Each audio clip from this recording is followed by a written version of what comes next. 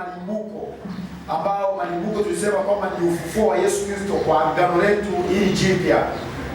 Pasaka tukasema ndio huyo Yesu Kristo ambaye kipindi kile wana wazee wanachomoka Misri ndio aliyekuwa huyo, ndio Pasaka ambaye ndio Yesu Kristo. Tukajaribu kuangalia katika Korinto wa pili ile mstari wa sura 5 mstari wa 6 na wa 7 inazungumzia kwamba Pasaka wao tayari ameshaokolewa naye ni Kristo. Lakini pia tunazungumza habari ya Sabato. Kristo kama anazungumza kwamba yeye ndiye Bwana wa Sabato, ambapo wale Wayahudi walipoanza kumuandama Yesu Kristo anazungumza kwamba anavunja Sabato, lakini akazungumza Sabato ipo kwa ajili ya wanadamu, sio mwanadamu kwa ajili ya Sabato. Maana Yesu yupo kwa ajili ya wanadamu, sio mwanadamu kwa ajili ya Yesu. Bwana asifiwe sifa. Ndio tukajaribu kupata mifano kadha wa kadha kwamba matawi juu ya mzabibu yanategemea shina, sio shina yanategemea matawi, bali matawi yanategemea shina. Hivyo hivyo ndivyo ilivyo kwamba sisi katika maisha yetu ya Ukristo tunamtegemea sisi Kristo, sio kitu anategemea sisi. Utakaso, ulinzi unatoka kwake Yesu Kristo moja kwa moja. Kwa hiyo ni vitu ambavyo tulijaribu kuvitazama katika mfumo na namna hiyo juu ya sikukuu 7 za wana wa Israeli kwamba zinamfumua Yesu Kristo, ndivyo ilivyo. Lakini tutajaribu kuangalia tena Pentekoste, ambapo Pentekoste katika sehemu wanazungumza kwamba ilikuwa ni Pentekoste ambayo wenyewe walichukulia ile ni miaka 50 ambayo waliita Jubilee, ambayo ni Jubilee ambayo ilikuwa inatangazwa na piga baragumu kwa ajili ya kutangaza kwamba ni uhuru wao. Sasa watu wanawatangazwa wanakuwa mahuru kwamba sasa wameachwa uhuru. Hiyo ambayo Pentekoste ambayo ndio inakuja sisi kwetu, ambayo tunaichukulia ndiyo siku ile ambayo Pentekoste sio Roho Mtakatifu anashuka. Tulijaribu kuelezea tena kwa undani zaidi hapo, tutajaribu kuzungumza kwamba wana wa Israeli kipindi wanatoka Misri walitumia kwanza, Mungu hakuwa na makusudi yake kwamba wachelewe sana jangwani, lakini kwa sababu ya ukaidi wao na kutokuamini kwao na kutokuelewa kwao kuliwasababishia sana wana wa Israeli wakae sana jangwani. Walikaa jangwani zaidi ya miaka 40.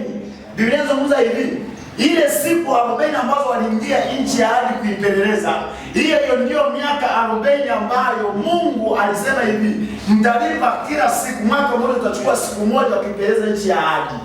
Kwa hiyo maana yake unaona wana wa Israeli kile kizazi cha miaka 20 kushuka mpaka kuja mpaka huko zero huko, huyo ndicho kizazi ambacho kilibaki katika kuingia nchi ya ahadi. Sasa unaona wanapoingia kule wanaingia kwa adhabu hivi ambayo wana baba zao walipeleleza nchi ya ahadi, wakashindwa kuingia, wakakataa mioyo yao. Zile siku 40 ndizo siku 40 ambayo inachukua miaka 40 ya wana wao wanakaa jangwani.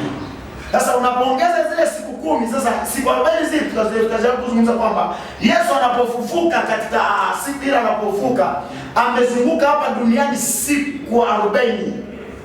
Anapoondoka anawaambia subirieni ile ahadi kutoka kwa Baba. Ile ahadi ambayo ni Roho Mtakatifu ambayo ilikuwa siku ya Pentekoste ilichukua siku 10. Ndipo sasa inakamilisha siku 50. Ambayo siku 50 sasa na miaka 50 ya kutangaziwa mahuru, kutangaziwa Jubilee ya kwamba sasa wako huru wanaweza posifa. Lakini pia tutaendelea kuzungumza habari ya baragumu, tutazungumza habari ya vibanda. Baragumu ilikuwa inapigwa, ambayo ilikuwa inapigwa mwishoni mwa mavuno, kwa wamepiga baada ya kwa wamevuna mavuno, ilikuwa ni baragumu, anapiga baragumu kuashiria mavuno. Sasa ilikuwa inaashiria habari ya kutangaziwa ukombozi wao, kuachwa huru. Ile baragumu ilikuwa ni sikukuu ya baragumu kwa wana wa Israeli, ambayo kama vile sasa sisi ambao tukiangalia kwa habari ya Yesu ambayo ni ishara ya Yesu Kristo, ambaye anazungumzia habari ya Injili. Anapochukua kile chuo cha nabii Isaya, anazungumza, anasoma, anasema tazama Roho Bwana yu juu yangu, amenipaka mafuta kwa uhubiria wanyenyekevu. Subiri usome huo ile Luka ile ambayo anazungumza Luka 4 anasema hivi ya kwamba anasema hivi, Roho Bwana yu juu yangu kwa maana amenitia mafuta kuhubiri maskini habari njema. Amenituma kuwatangazia wafungwa kufunguliwa kwao, naona na vipofu kupata kuona tena, kuwaacha huru waliosetwa na kutangaza mwaka wa Bwana uliokubaliwa. Kwa unaona hiyo ni baragumu ambayo anatangaza kwamba baada ya Roho Mtakatifu ameshuka, ameshuka Pentekoste, ambayo kilikuwa wanapiga baragumu kila baada ya miaka 50. Wao ilikuwa ni sikukuu yao, lazima wapige baragumu kwa ajili ya kutangaza kwamba sasa wako huru sasa. Sasa sisi hiyo siku ya Pentekoste anaposhuka, yeye ni mashahidi. Petro ndicho ambacho kilimtendekea, anapaza sauti, anapiga baragumu juu ya kile ambacho kimetendeka pale msalabani kwa ajili ya Bwana wetu Yesu Kristo. Na kwa ajili ya ile baragumu, naona mavuno yaliweza kutokea, yakatokea. Naona watu 3000 siku hiyo wanaokolewa kwa sababu ya ile baragumu ambayo Petro anaipaza, anawaambia kitu ambacho kimetendeka pale msalabani. Bwana asifiwe. Lakini pia tunaona kuna sikukuu ya vibanda. Na Yesu kubeba vibanda, hii ilikuwa ni sherehe ya kukamilisha wokovu wa Mungu kwa ulimwengu. Hii ilitokea wakati wa mavuno yote yalipokuwa yamekwisha kukusanywa ndani.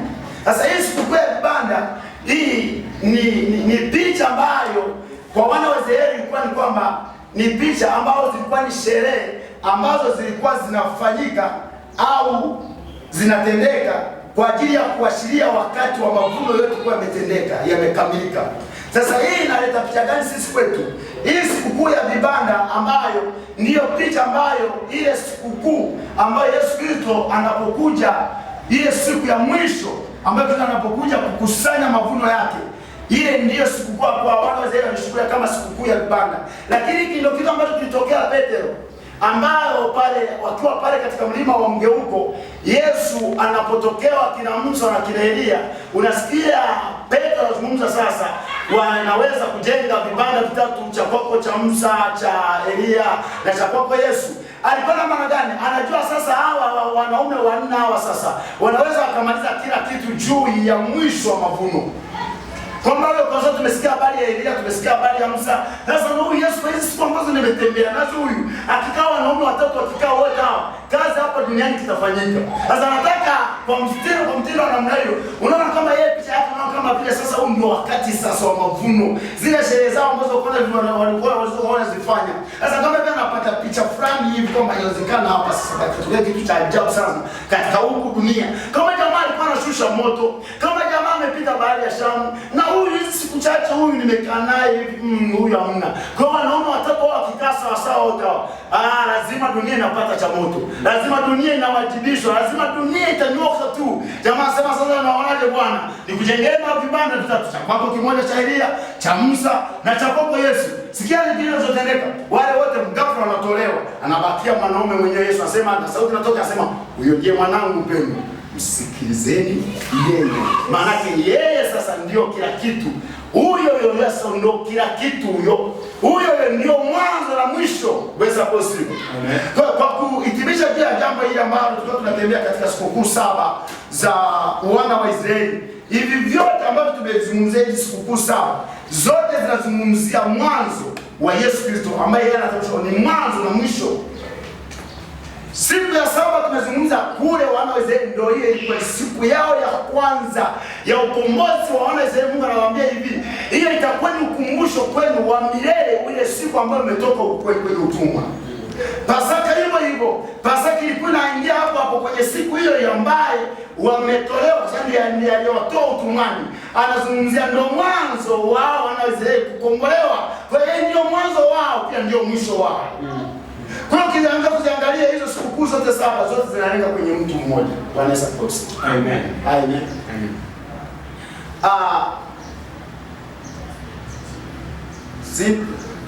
Sawa.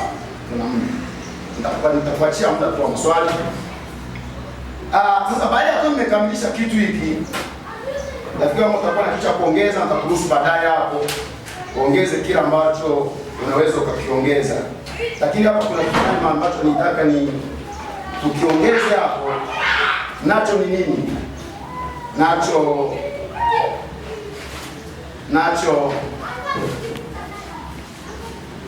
wakati ambayo Mungu anapomtokea Musa,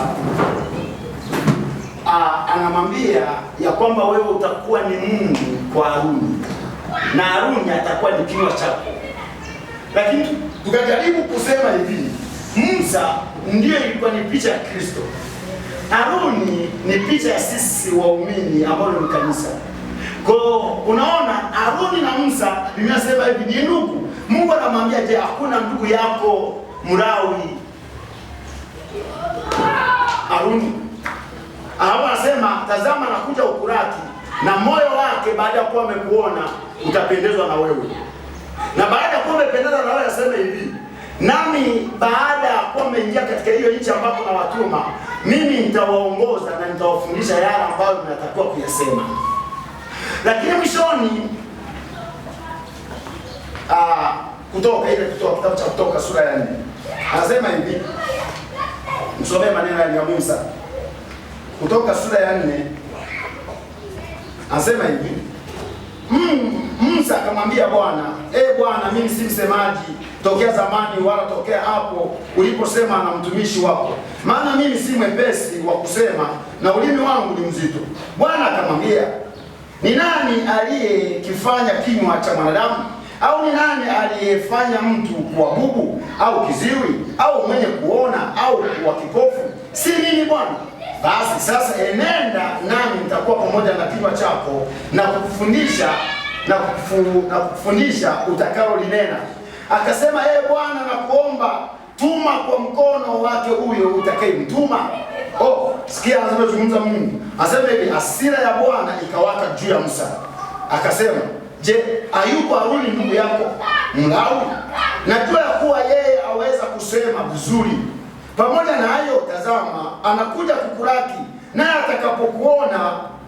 atakapokuona atafurahi moyoni mwake, nawe utasema naye na kuyatia maneno, utasema naye na kuyatia maneno kinywani mwake, nami nitakuwa pamoja na kinywa chako pamoja na kinywa chake, na kuwafundisheni mtakayoyafanya. 16 anasema hivi, naye atakuwa msemaji kwako kwa watu, hata yeye atakuwa mfano wa kinywa kwako, nawe utakuwa mfano wa Mungu kwake, nawe utakuwa fimbo hii mkononi mwako na kwa hiyo utazifanya zile ishara. Unaona Mungu anachomwambia Musa. Sasa Musa nimeshakwambia anachukua picha ya Kristo. Haruni anachukua picha ya kanisa, maana anachukua picha yako. Sasa tunapokuja kwa Yesu na kanisa, Yesu yeye kwetu ndiye Mungu. Kama Musa alivyokuwa Mungu kwa Haruni, Yesu akishakuwa Mungu kwako, maana yeye kinachofanyika, sikia, Haruni anakuwa kinywa cha Musa.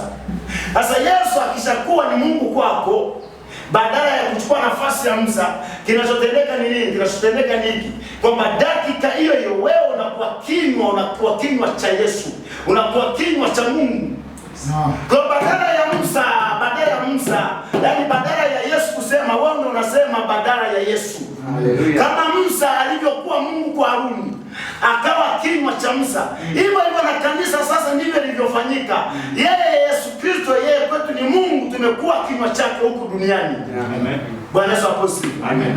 Kwa hiyo ni picha ambayo lazima tutembee nayo. Kwa tunapozungumza Agano la Kale, hiyo ndio picha kamili ambayo nasema ni mambo mema, ni kimvuli cha mambo mema yajayo.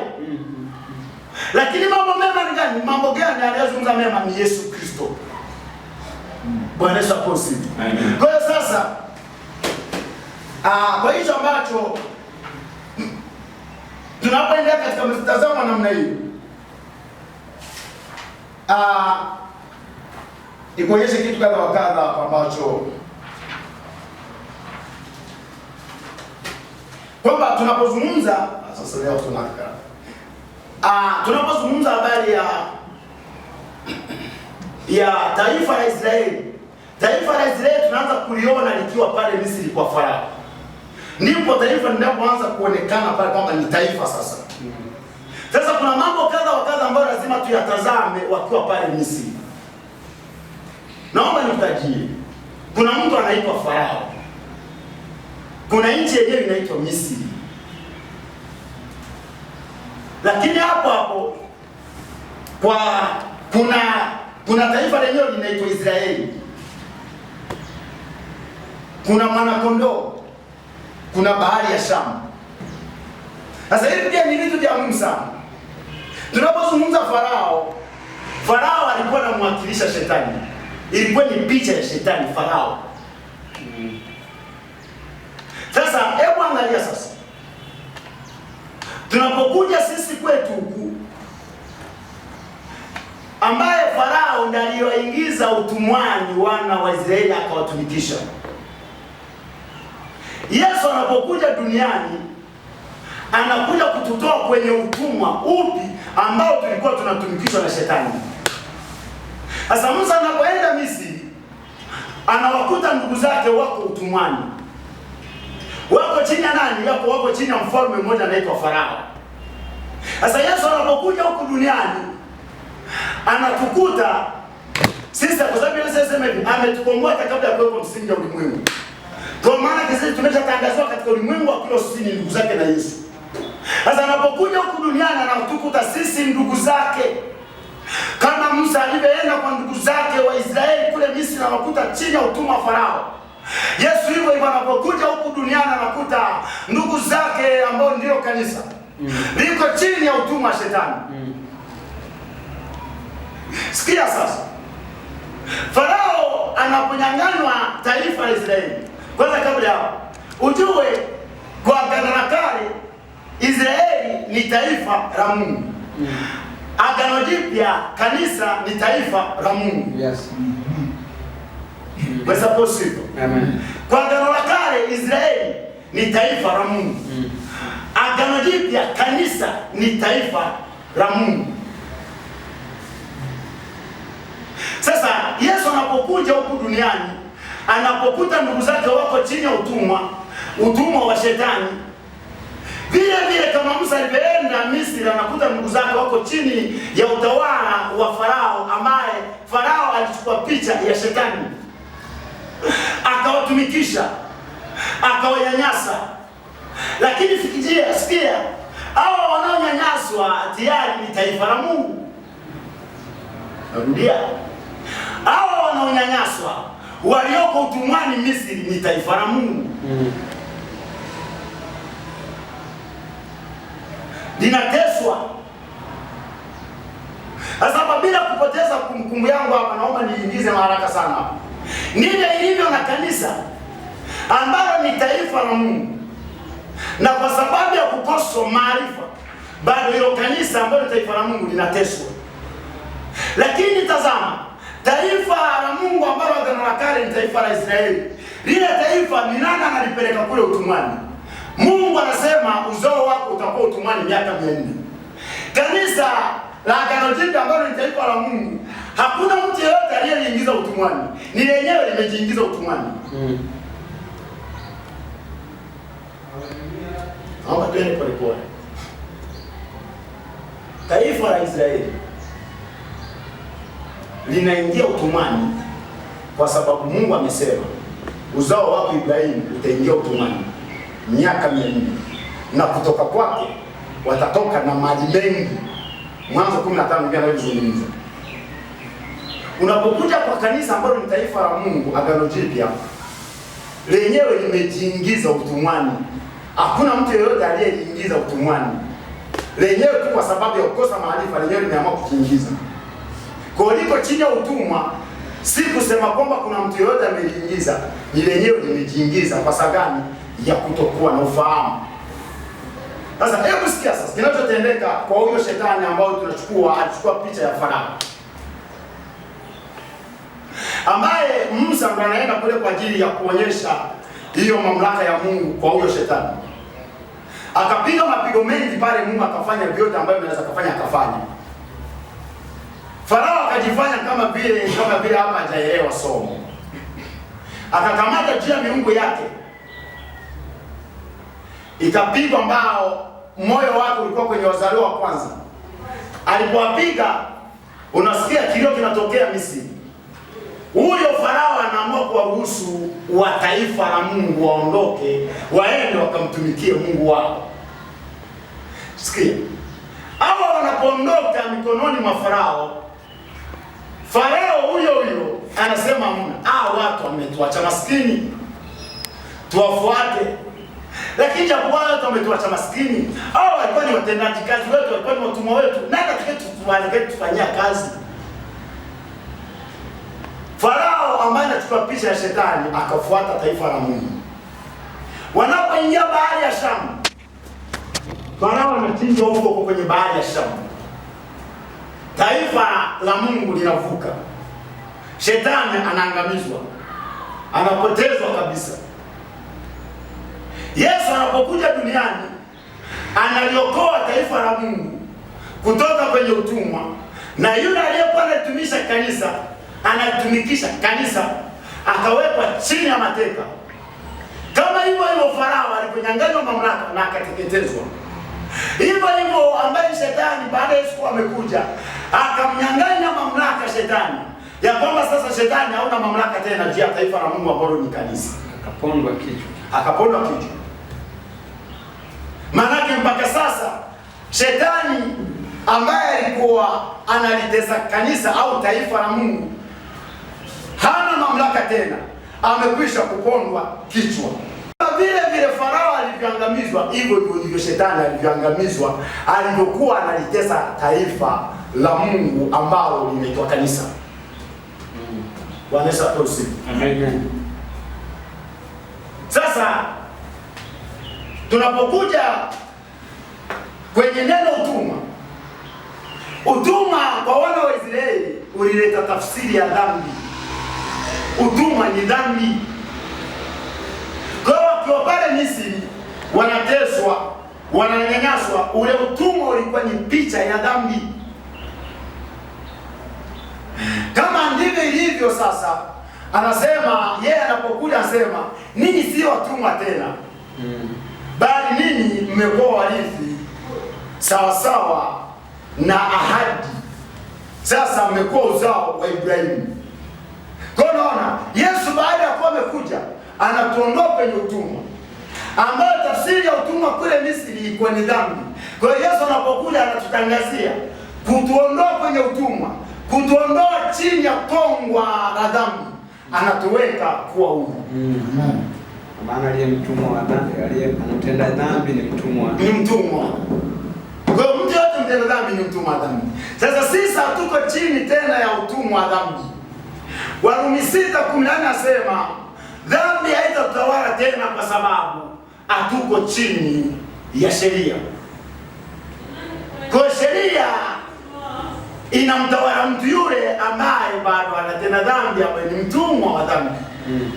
Kwa sisi huko hatuko wana wa Mungu. Sisi tumekuwa ni wanana. Paulo ndivyo anavyomwambia Timotheo. Anasema iweni mwanana. Kwa haya ni mazingira ambayo lazima tunapojaribu ya tafakari yanatupa picha kamili ambayo tunapozungumza kwamba Kristo amefunuliwa Agano la Kale. Hiyo ndio picha kamili ambayo tunaiona. Lakini pia tunapoitazama Israeli tumeshasema kwamba ni kanisa au muamini. Sasa kanisa hili ndio limeingia kwenye utumwa wenyewe kujiingiza. Sio Mungu ameingiza kanisa au taifa la Mungu kwenye utumwa. Lenyewe ndipo anapozungumza hivi. Hagai sura ya 4 mstari wa 6 anasema watu wangu wanaangamia kwa sababu ya kukosa maarifa. Alafu kiteremka pale chini anaenda kuzungumza ya kwamba mimi msomea mstari wa Musa 4:6 anasema hivi. Anasema watu wangu, Hosea 4 mstari wa 6 anasema hivi. Watu wangu wanaangamizwa kwa kukosa maarifa. Anasema kwa kuwa wewe umeyakataa maarifa, mimi nami nimekukataa wewe. Usiwe kuhani kwangu mimi, kwa kuwa umeisahau sheria ya Mungu wako. Mimi nami nitawasahau watoto wako. Kadiri walivyozidishwa kwa kadiri hiyo hivyo walilitenda dhambi, nami nitageuza utukufu wao kuwa aibu. Ujidhihirisha dhambi ya watu wangu, ujifurahisha moyo kwa uovu wao. Hata itakuwa kama walivyo watu walivyo watu ndivyo atakavyokuwa kuhani, nami nitawaadhibu kwa ajili ya njia zao na kuwalipa kwa matendo yao. Bwana Yesu asifiwe. Kuna mstari fulani hapo nafikiri kwa nimeuruka. Lakini anasema nimekukataa. Nafikiri kwa nimeuruka. Anasema hivi. Anasema nami nitakukataa wewe usiwe kuhani kwangu mimi. Ni mtu gani huyu? Na mnatambua ya kwamba uzao wa kikuhani ulikuwa unatoka kwenye kabila la Lawi.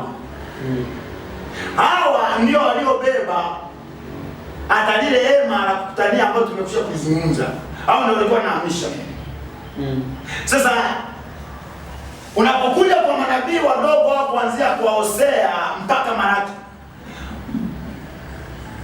ndipo unapoanza kuangalia Israeli walivyokengeuka, wakaacha njia ya Mungu.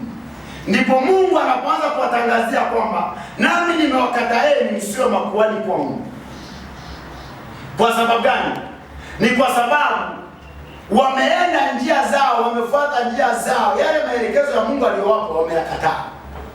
Na ni maelekezo yalikuwa ni sahihi, yalikuwa ni mepesi, ambayo alikuwa amewaambia ya kwamba msinitolee vilema, msiniletee vipofu, msifanye vitu vya namna gani. Mnapoleta sadaka zenu ziwe safi, zisiwe na waa, zisiwe na doa yoyote. Sasa hao makuhani wamefika sehemu nyingine wamekengeuka. Hata watu wanapoletewa zile sadaka, hata ziwe vilema wanatoa, viwe vipofu wanatoa. Sasa hiki ndio kipindi ambacho Mungu, wana wa Israeli au Wayahudi waliangamizwa sana. Mpaka pale Mungu anafika pale kwa Malaki pale, anazungumza habari ya mjumbe anayekuja kwa kutengeneza, ambaye mjumbe alikuwa ni Yohana kwa ajili ya sauti iliyo nyikani. Yaani hapa watu wengi hapa makuhani wamekwisha kufa. Kwa sababu kuhani asingeweza kuingia patakatifu kwa hizo sadaka zisizokuwa na kiwango. Akiingia na sadaka zake ambazo hazina kiwango, maana yule mtu alikuwa anaishia kufa. Kwa hiyo ni kipindi ambacho makuhani waliangamizwa. Hiki ni kipindi ambacho watu wengi walikufa kipindi hicho. Kwa sababu gani? Wamefuata njia zao. Bwana Yesu asifiwe. Amen. Sasa tunapokuwa tumekuja sisi kwetu kwa kanisa, hii inaleta picha gani sisi kwetu? Ambapo tumeshazungumza Israeli ni kanisa au muamini. Na huyo ndo anazungumza, kwa sababu anazungumza watu wangu wanaangamia kwa kukosa maarifa. Nami nimewakataa enyi makuhani msio makuhani kwangu tena. Hapa anazungumza habari ya mataifa, anazungumza taifa lake teule ambalo ni Israeli. Anapozungumza kitu hiki kwa kanisa, anasema anapozungumza watu wangu wameangamia kwa kukosa maarifa. Anazungumza na watu wa mataifa, anazungumza na kanisa ambalo ni taifa la Mungu. Wamepoteza mwelekeo wao, wamepotezaje mwelekeo wao?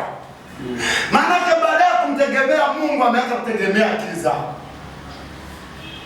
Bwana Yesu asifiwe. Amen. Hiyo ndio tunarudi pale ambacho hata siku ile hata mtumishi Jumapili akakuzungumzia ya kwamba hizo ndizo njia shetani anazozitumia. Kwamba ile kauli aliyoitumia kwa Adamu ndio aliyoitumia kwa Yesu, ndio anayoitumia sisi kwetu. Tena Jumapili akajaribu kuzungumza kitu fulani ambacho mimi nikinoti. Hebu fikiri unapokuwa labda pale kwenye kibarua chako, alafu watu wengine ukasikia kule wanavyokuinda, wanavyokuzungumzia, sikia shetani anavyosema. Sema najua bwana, najua watu hawatakufahamu. Kwanza hata wewe mwenyewe. Sasa ili upate kujulikana kwamba wewe ni mwana kabisa mwenye mamlaka, achilia fire. Chinja wale, tuma maombi ya chinja. Kata wote kata. Sasa hiyo ni sauti. Sasa pale ukiroho wewe tunaanza kuzungumza, simama yale maneno yaliyokuja ndani mwako. Kwamba nawaua, na wachinja wale wachawi, na wachinja wale ambao nimesikia wanazungumza vibaya, tayari wewe umejiroga tayari. Umeanguka vile kama Adamu alivyoanguka vile. Anaambiwa ukila mtu ujuzi wa mema na mabaya utakuwa kama Mungu.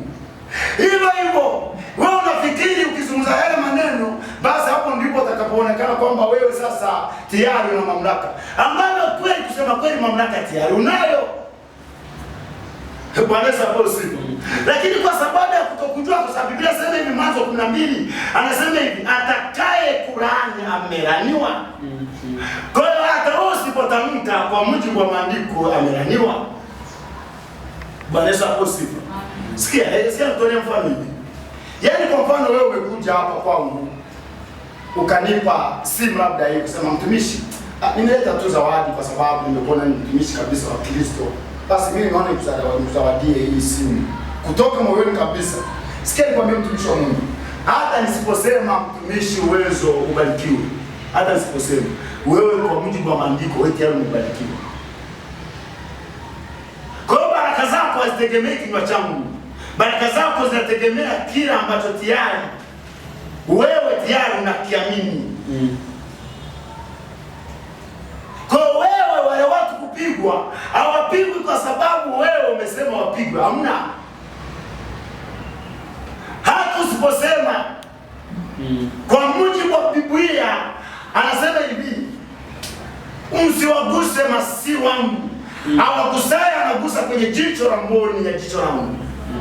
Kwa hiyo maana yake anapogusa wewe, acha alete kidole aguse. Anapogusa akugusa wewe, anamgusa Mungu. Kwa hiyo wewe hata ukinyamaza kimya, lazima atakutana na yule Mungu ambaye amepeleka kidole kugusa kwenye mwili.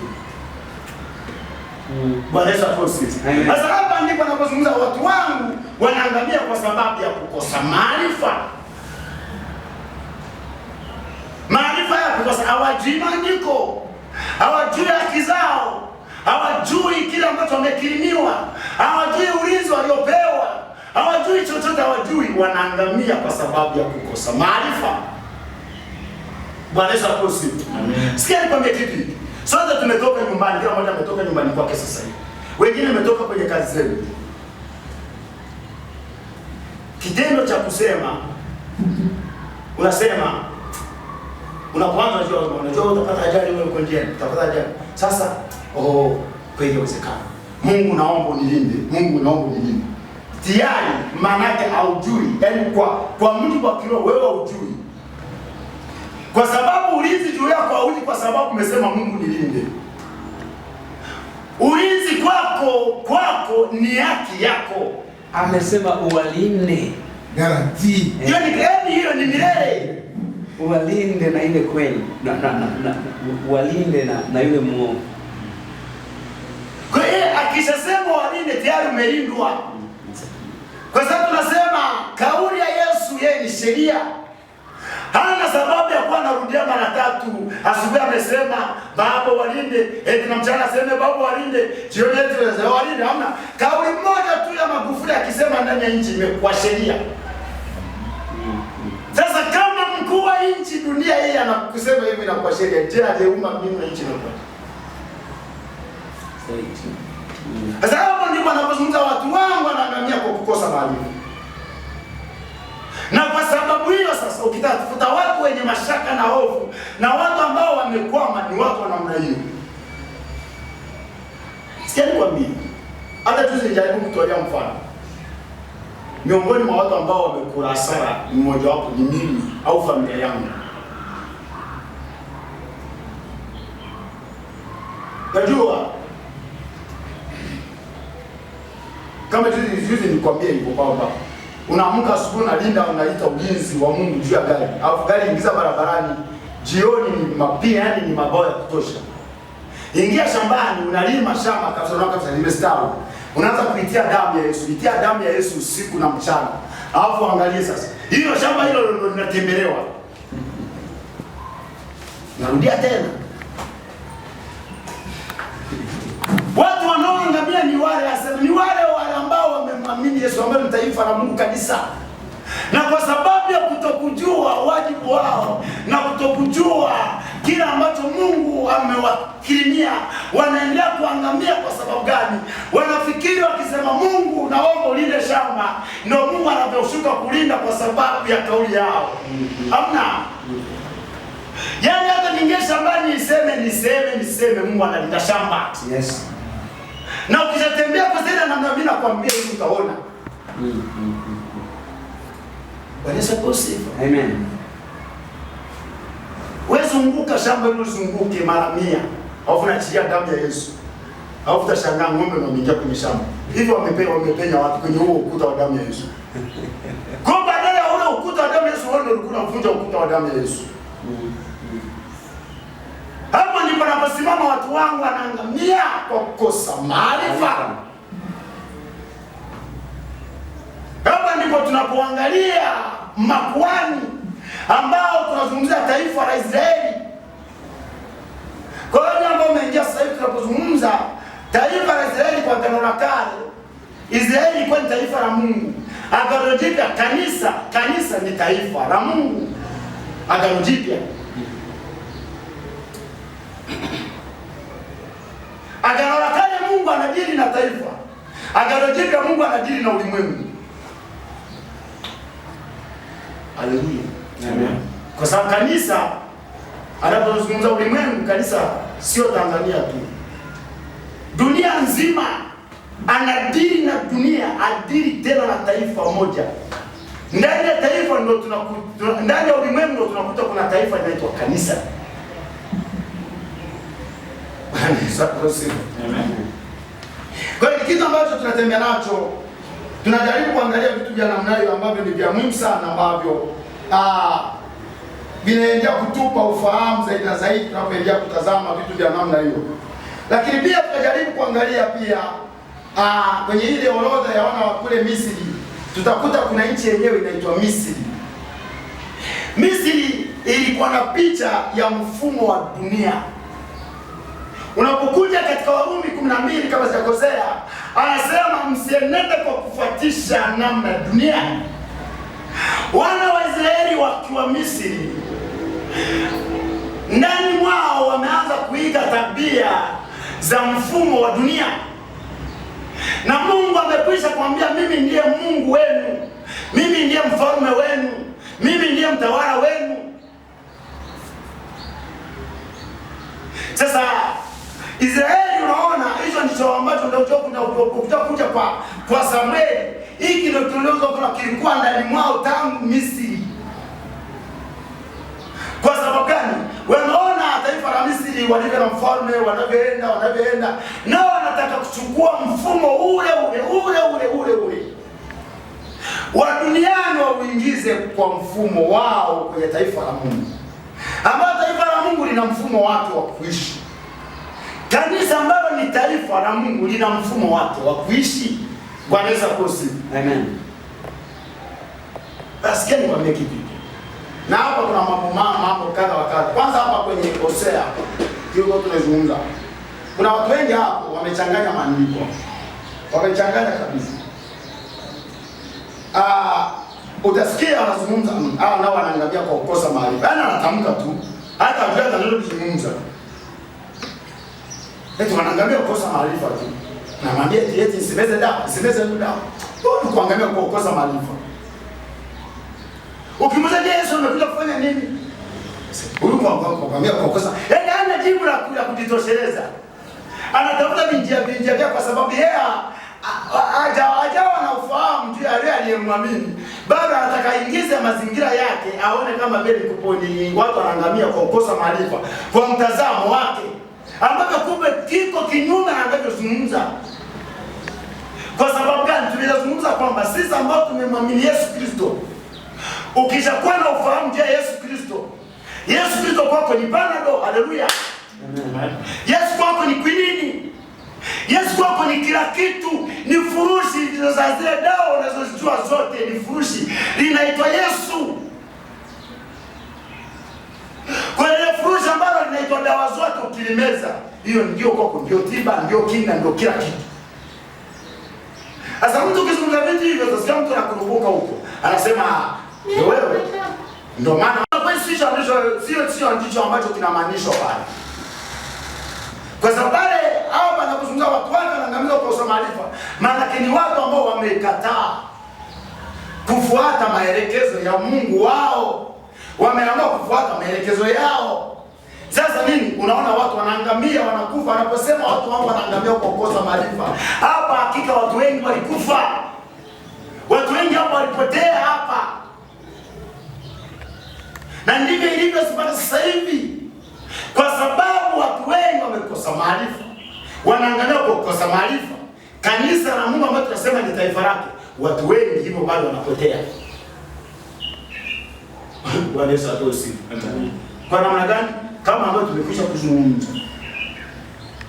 Tunataka kanisa limeiga tabia za dunia, linaingiza kwenye mfumo wa Mungu. Kwa namna gani?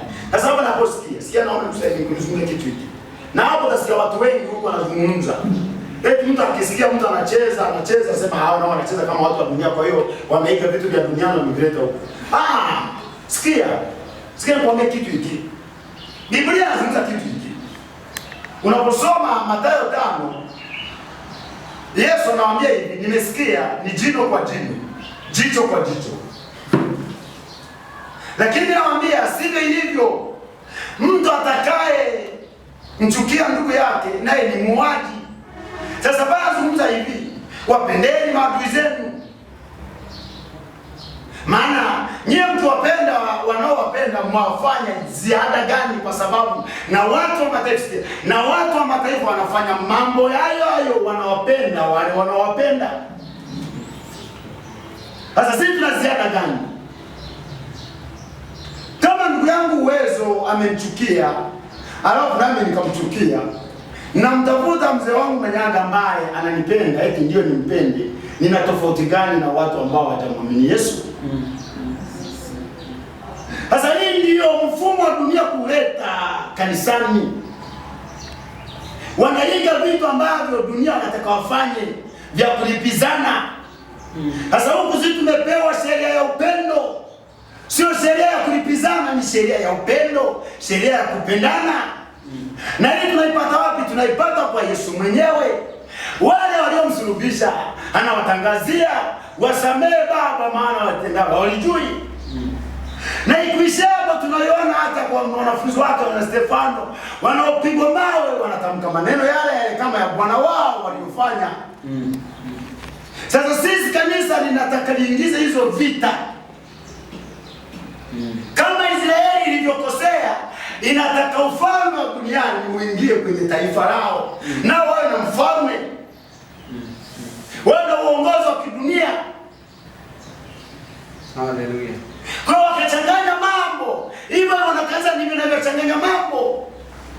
Sisi tumepewa sheria ya upendo, sheria ya upendo. Yule ambaye anakuchukia ni wajibu wako kumpenda bure, kwa sababu umependwa bure. Haleluya. Amen.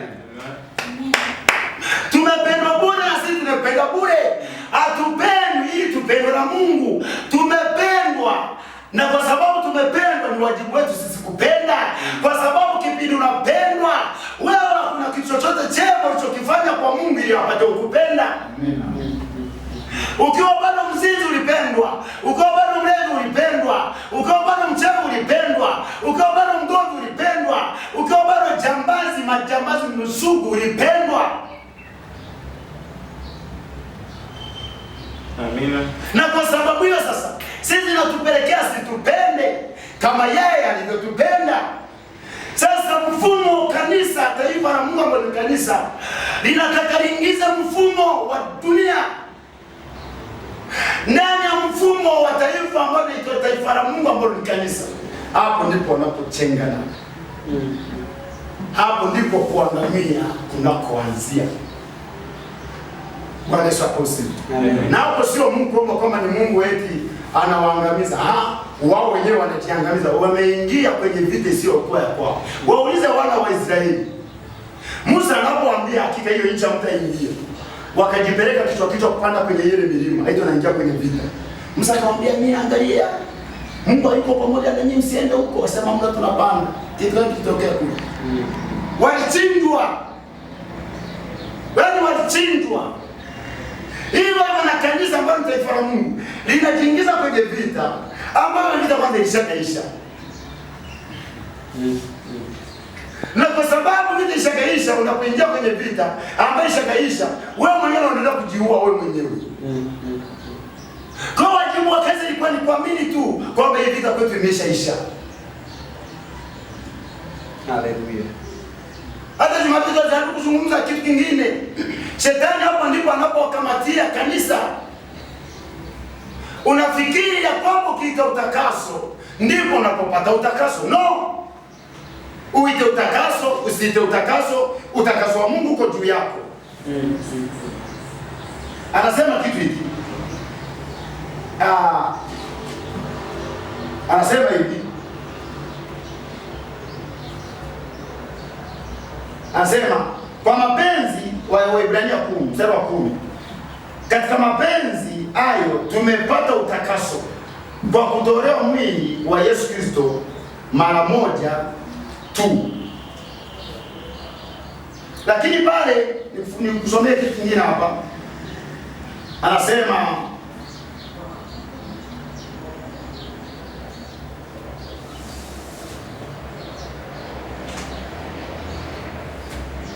katika Waebrania hiyo. Basi lakini tunazungumza nini? Habari ya utakaso. Yesu ndiyo utakaso, Yesu ndiyo utakaso. Kwa sisi tunapokuwa ndani ya Kristo, hatutakasi kwa sababu tumeita utakaso. Tunatakaswa kwa sababu tulienda yeye ni utakaso. Sasa pale tunapoanza kuchengana na kufikiri kwamba tunaweza tukatakaswa kwa sababu tumeita utakaso, hapo tayari tunaanguka kwenye mitego ile ile ya Adamu aliyoanguka. Tunaenda kujiingiza kwenye utumwa ule ule wa Adamu aliyoingizwa. Na ndio maana hivi ndipo nakuta Adamu mabaya yanaenda kumtokea kwa sababu ya kutokujijua. Kwa tunapofanya vitu ambavyo tayari ni vya kwetu na tunafikiri sio vya kwetu, maana yake tunafungulia ufahamu wetu uanze kutawaliwa na adui. Na ufahamu ukianza kutawaliwa na adui, nini ameshasema? Yeye ni mwivi, yeye ni mchinjaji, anaharibu kila kitu. Kwa kishamruhusu katika ufahamu wako, unachoamulia sasa ni uadilifu. Kwa hiyo hapa mna cha Mungu eti ndio sina amefanya eti Mungu amependa. Ni wewe mwenyewe umependa ila adui aingie kwenye vitu hivyo ili aharibu. Na kwa sababu gani? Kwa sababu ya kukosa maarifa. Haleluya. Amen.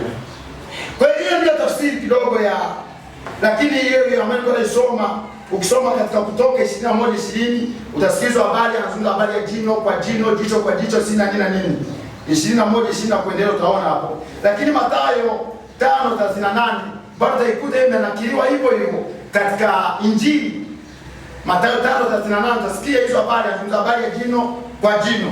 Kwa hiyo ni mazingira ya namna hiyo ambayo lazima sisi tuwe makini sana katika dunia hii tunayoishi, ili tupate kutembea kwenye kila ambacho tayari Baba amekwisha kutukirimia. Ni wajibu wetu tukielewa na tutembee nacho, wana wa Mungu. Bwana Yesu asifiwe. Amen. Mtumishi wa Mungu, sikia mtu amejifurani. Asubuhi nilikuwa naongea na mtumishi wa Mungu, nilikuwa nyumbani. Akasema ila tunamshukuru Yesu kwa sababu tumezijua ila za shetani. Akasema haya sawa, kwa sababu hapa hata tupiga chenga tena. Sasa unajua bwana, yani hapa ni wakati fulani hapa nitaka nipige simu. Niseme mwana wa kifalme, lakini dakika hiyo hiyo nikasikia ndani mwangu naimbiwa, sema mwana wa kifalme saa ngapi wewe naye? Kabisa. Kwanza hata hela nauli hauna wewe kwenye gari wewe. Unasema mtoto wa kifalme. No. Lakini dakika hiyo sisi ufalme wetu hauje kwa sababu tuna nauli. Ufalme wetu hauje kwa sababu tumekosa nauli. Tukose tutenazo sisi ndio uzao wa kifalme. Haleluya. Sasa bado ukipigwa chenga ukasema sasa tutasemaje hapa, itakuwaje? Sisi ninajiaibisha tayari umeingia kwenye mkenge. Yaani nakwambia wewe, yani ukishaingia ukuta kutomoka ule utajua mwenyewe. Ikiwa wewe ni mwana wa Mungu. Ikiwa wewe ni mwana wa Mungu. Badilisha nao. Yao mkaka. Anajua kabisa huyu ni mwana wa Mungu. Kama wewe ni mwanaume usijua kama wewe ni mwanaume anajua wewe ni mwanaume. Mimi ni mwanaume. Kwa sababu sikugusi. Unaona sasa ujinga sana. Sasa kwa sababu ya kutokujijua, wewe ndio conference hapo. Unaanza hapa unaniona mimi mwanamke kweli.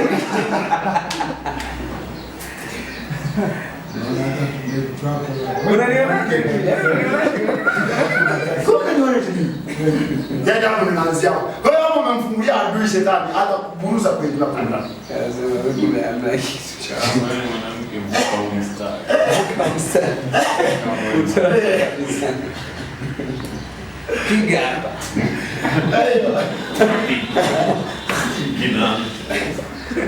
Wana wa Mungu, hakika sisi jali sisi ni wana wa Mungu. Tunapigana vita ambayo tunapigana vita ambayo imeisha pigwa tayari imeshaisha.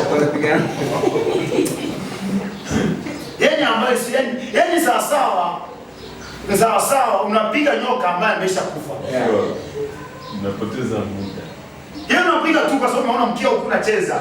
Nyoka hilo unapiga. Ndio kitu kimesha kabisa kimeshasagika. Ile kwa sababu unaona mkia huko unacheza, nyoka huyo unapiga. Basi ndio uchizi sasa. Kabisa. Kwa taifa la Mungu ambalo tunasema kanisa limekuwa chizi. Kabisa. Na kwa sababu limekuwa chizi,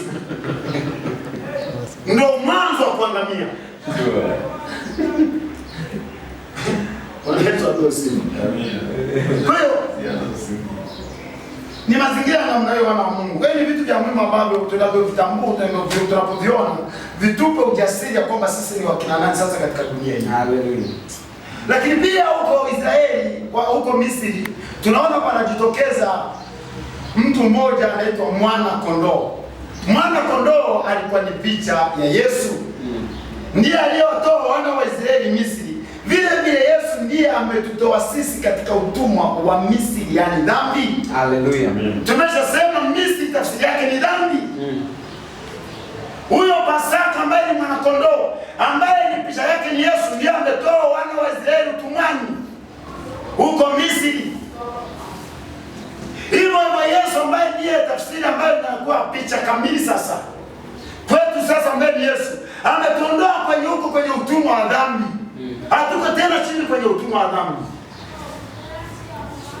Haleluya. Amen. Kwa sisi ni viumbe wa pekee, wana wa Mungu, si viumbe wa pekee. Hivyo hivyo kwa sababu wana wa Israeli, hiyo ndio utumwa waliokuwa nao, ile sheria ya kufyatua matofali, nini, mambo mengi. Hivyo hivyo hiyo ndio sheria ambayo imekuja ili upate kubarikiwa hizo zaka zao ambazo wanafikiri kwamba zaka inaweza kumfanya akakubalika mbele za Mungu. Imekuwa sheria hivyo hivyo kama wana wa Israeli sheria ilivyowatesa kufyatua tofali. Hivyo hivyo haina tofauti kabisa. Anakwambia kwamba kwa sababu ya toa zaka tukomelaniwa. Hivyo wana wa Israeli kufyatua tofali fulani ni kipigo. Hakuna nyama leo jioni. Kwa naishi maisha ya mateso, naishi maisha ya shida. Sheria. Sasa Yesu anapokuja kutuchomoa kule kwenye hizo sheria. Lakini pia kuna kitu hapa ambacho kinaitwa bahari ya Shamu. Bahari ya Shamu. Wakorintho, nafikiri tuisoma hapa. Wakorintho wa kwanza sura ya 10. Wakorintho wa kwanza sura ya 10. Anasema kitu hiki. Kwa maana ndugu zangu, sipendi mkose kufahamu ya kuwa baba zetu walikuwa wote chini ya wingu. Wote wakapita kati ya bahari. Wote wakabatizwa wawe na Musa katika wingu na katika bahari. Wote wakala chakula kile kile cha roho. Bwana asifiwe. Sasa hapa bahari ya Shamu ni kutambulishwa pamoja na Kristo, kutambulishwa pamoja na Kristo. Hii kwao ilikuwa ni picha ya wana wa Israeli, habari ya kufa kwao. Sisi Yesu anapokufa ndipo tunatambulishwa kwamba tumekufa naye. Wana wa Israeli wanapokuwa kwenye bahari ya Shamu, yani nikana kwamba wamekufa. Wanapoibukia kwenye ng'ambo nyingine ndiko kufufuliwa kwao. Yesu anapofufuka, huko ndiko kufufuliwa kwetu. Wanapovuka ngambo ya bahari, ngambo nyingine, wana wa Israeli, ndipo wanapotangaza ushindi wao. Haleluya. Amen. Yesu anapofufuka, ndipo tunapotangaza ushindi wetu. Ya kwamba sasa mauti haina kazi tena juu yetu. Kwa maana sisi hatuko chini ya mauti tena, wala hata mauti hawezi kututawala tena. Wewe haufi tena. Sasa watu wanashangaa tunapozungumza habari ya kufa. Habari ya kufa, mtu asema kwani kwa hiyo wale watu wote waliozikwa hawaja. Kule sio kufa. Wale watu wamebadilisha makao. Walikuwa na mili ya kuonekana, wamevaa mili isiyoonekana. Hebu sikia nitolee mfano huu ili ujue kwamba mtu wafi. Picha nyepesi kabisa. Ni vitu tumekuwa tukifundishana habari ya nafsi, habari ya roho, habari ya mwili. Sasa hivi mimi hapa naitwa Emma. Alafu ghafla kanikuta pale stendi, nilikuwa naenda kwetu Kishiri, ghafla pale nikaanguka. Ghafla pale kwenye stendi nikaanguka. Mkikurupuka huku mtasema tayari mwili wa mtumishi wetu, tayari mtumishi Emma. Kwa Emma ni mwili wa mtumishi wetu Emma. Emma yuko wapi sasa? Ametwaliwa. Kwa Emma hajafu, mnayemuona pale sio Emma. Ile ni nyumba yake Emma alipokuwa anaishi. Kwa Emma hafi. Ile Emma anabadilisha makao. Anabadilisha muonekano wake. Alikuwa anaonekana kwa macho, sasa Emma haonekani kwa macho. Amebadilisha tu mtaani muonekano wake. Lakini kwa sababu na mwingine ufahamu mdogo tunafikiri Emma amekufa. Emma hafi. Emma anakufaje? Na ameshaambiwa ametoka mautini ameingia uzimani. Emma anakufaje sasa? Huyu Emma amebadilisha makao, wana wa Mungu. Amebadilisha nyumba. Alikuwa kwenye nyumba ya tembe, ameingia kwenye orofa. Yesu Mungu walio hai. Amebadilisha nyumba huyu mwanaume anaitwa Emma. Kwa ndivyo hivyo, hiyo ndio picha kamili. Sasa hapo ndio tunasema hivi, kama tunazungumza kitu hiki. Kwamba ukiona mtu anaogopa kutoka huku duniani kwani kwa habari ya kubadilisha makao, anaogopa, basi jua kwamba ana uhakika hata kula anapoenda. Ana uhakika. Kwa sababu tunamkuu, kwa sababu sema imani yetu imejengwa juu ya mitume na manabii na Kristo akiwa juu kula pembeni. Kwa hiyo msingi hauwezi kuwepo mpaka jiwe la pembeni limekuwepo. Sasa angalia sasa, yale mawe ambayo ni msingi.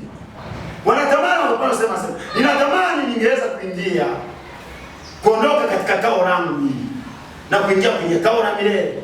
Lakini kwa sababu yenu inanilazimu niende kuwepo huku. Lakini matamanio ya Paulo hayakuwa kuishi huku duniani.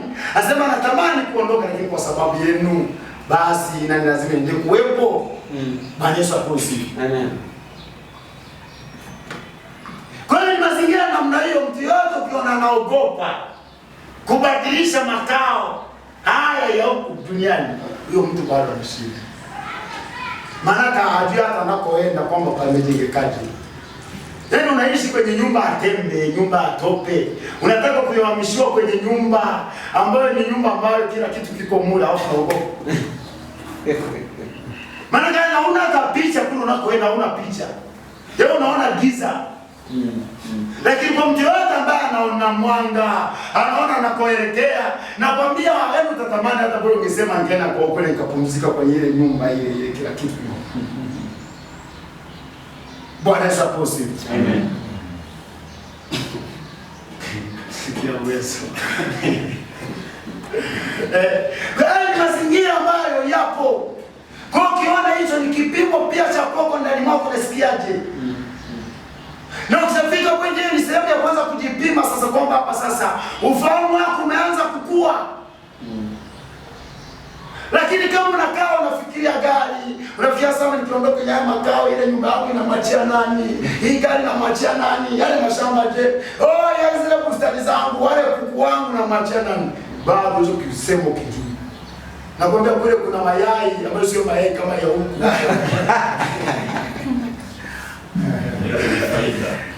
Yaani kuna Utere. Yaani utere, yaani utakula. Yaani utakula, yaani vitu vinamwagika. Yaani bila kupungui, yaani wewe ni kula tu, yaani kula tu. Sasa wewe kuna vitu huku unaogopa kwenda. Wewe una akili tena? Unaogopa faida. Unaogopa faida? Bila tunaishi sio kwa budget. Sio kwa budget tunaona vitu vya namna hiyo. Hatuhitaji ndege, sio yeye ni ndege. Sio yeye ni ndege. Wala sio kwa imani. Wala sio Kwa imani. Hatushukuru imani kweli.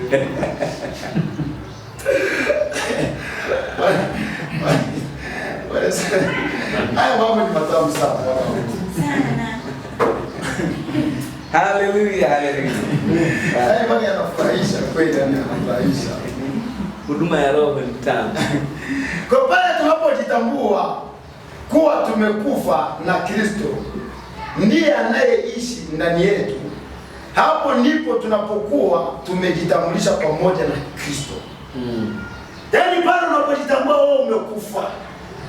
Sasa kama maana mtu hajajitambua kama amekufa, kama anaogopa kuondoka kwenye makao, maana yeye ndio bado anaishi huko. Yuko hai ndani yake. Bado yeye hajajua.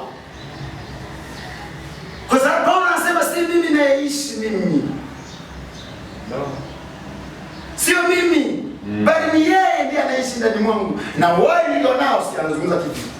Wagalatia 2 anasema hivi. Anasema hivi. Wagalatia 2 hapa anasema hivi. Nimesulubiwa pamoja na Kristo, lakini ni hai. Wala si mimi tena, bali Kristo yu hai ndani yangu.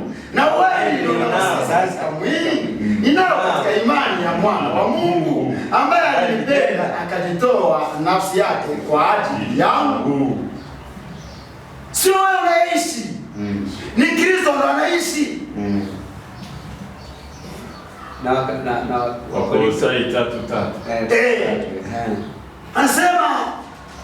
Anasema kwamba hapa Wakolosai 3:3 anasema kitu hiki, anasema hivi: kwa maana mlikufa na uhai wenu umevishwa pamoja na Kristo katika Mungu. Kristo atakapofunuliwa aliye uhai wenu. Amen. Sasa unaogopaje kutoka kwenye haya makao haya? Imani hili mwili ni nyumba Yesu ameingia, sio lako. Sababu hata uhai wenyewe wewe una. Sio wewe una. Wakorintho wa pili sura ya 5 mstari wa 15. Tena alikufa kwa ajili ya wote, ili walio hai wasiwe hai tena kwa ajili ya nafsi zao, bali kwa ajili yake yeye aliyekufa na kufufuka kwa ajili yao. Anaona maneno. Kwa ndugu zangu, haya ndivyo alivyo. Uchizi ukiisha, haya ndio yatadilika. Kaila.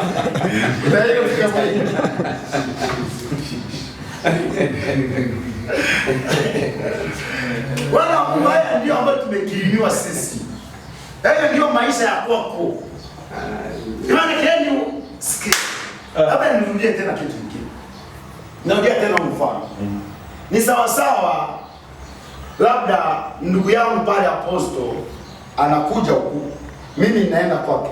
Tunapokutana na Apostle, ghafla mimi naishia ndani ya Apostle na ya Apostle anaishia ndani mwangu. Hicho ndio picha iliyotendeka kwa Kristo. Yaani kwamba mimi ninatoka hapa darajani ninaenda mjini. Na Bwana wetu Yesu Kristo anatoka mjini anakuja darajani. Tunafika pale nena katikati tunakutana. Pale yani ndiko hapo muujiza unatendekea hapo. Mimi chwao na yeye chwao, afu ghafla anaondoka, mnakuwa mtu mmoja. Naye anakuwa nani? Naye anakuwa Kristo. Ila kwa nje anakuwa neema. Ila nani? Ila hema naye kwa nje ni hema, ni Kristo. Ila Ukijua nani ni Ema. Yaani ukitaka kujua kwamba sio Ema, ukiminya anatoka Kristo. Haleluya. Haleluya. Ndivyo ilivyo. Yaani utakujua hivyo ndivyo ilivyo. Chukua matunda ambayo ni machungwa. Ukiminya machungwa unatoka juisi ya machungwa. Ndio utajua chungwa ni nini.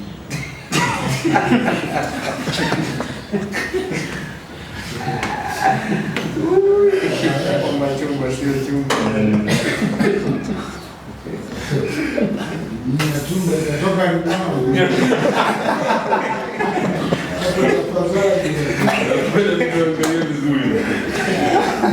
Sasa ndivyo ilivyo wana wa Mungu. Sasa kinachosumbua mpaka sasa ni habari ya ufahamu, kwa sababu mmoja ameshasema hao watu wanaangamia kwa sababu ya kukosa maarifa. Kwa lazima ufahamu uondolewe, uingie ufahamu ambaye ni ufahamu wa Kristo, ambaye ni chungwa, akipima kwenye ufahamu atoke Kristo. Haleluya. Hivi mwalimu, uumbwa mwitu ni kukosa maarifa? Uumbwa mwitu kwenye vazi la kwenye ngozi ya kondoo ni kukosa maarifa? Kuvaa uumbwa mwitu katika ngozi ya kondoo ni kukosa maarifa. Ndio kama tunaminya chungwa inatoka limao. Hiyo ndio bado ni kwa sababu hapo na kama vile inachanganyikana kwa sababu unajua uumbo mwitu unakujaje? Tayari huyu mtu ndani mwake anaye Kristo. Lakini kwenye ufahamu wake hana Kristo. Mnafiki. Sasa huyo ndio mtu ambaye ndio huyo kama vile amevaa ngozi ya kondoo lakini ndani mwake ni umbwa mwitu.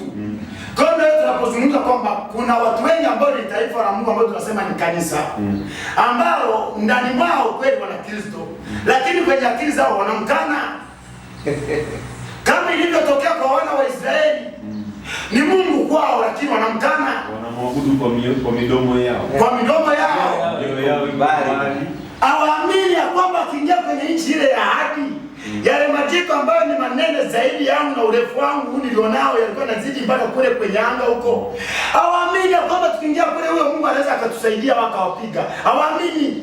Sasa ndicho kitu ambacho kinatokea kwa taifa la kanisa ambalo tunasema kanisa ni taifa. Ambao sasa ndio hiyo kwamba hawaamini ya kwamba wametakaswa. Hawaamini ya kwamba ulinzi upo. Hawaamini ya kwamba wamebarikiwa vitu vyote, hawaamini.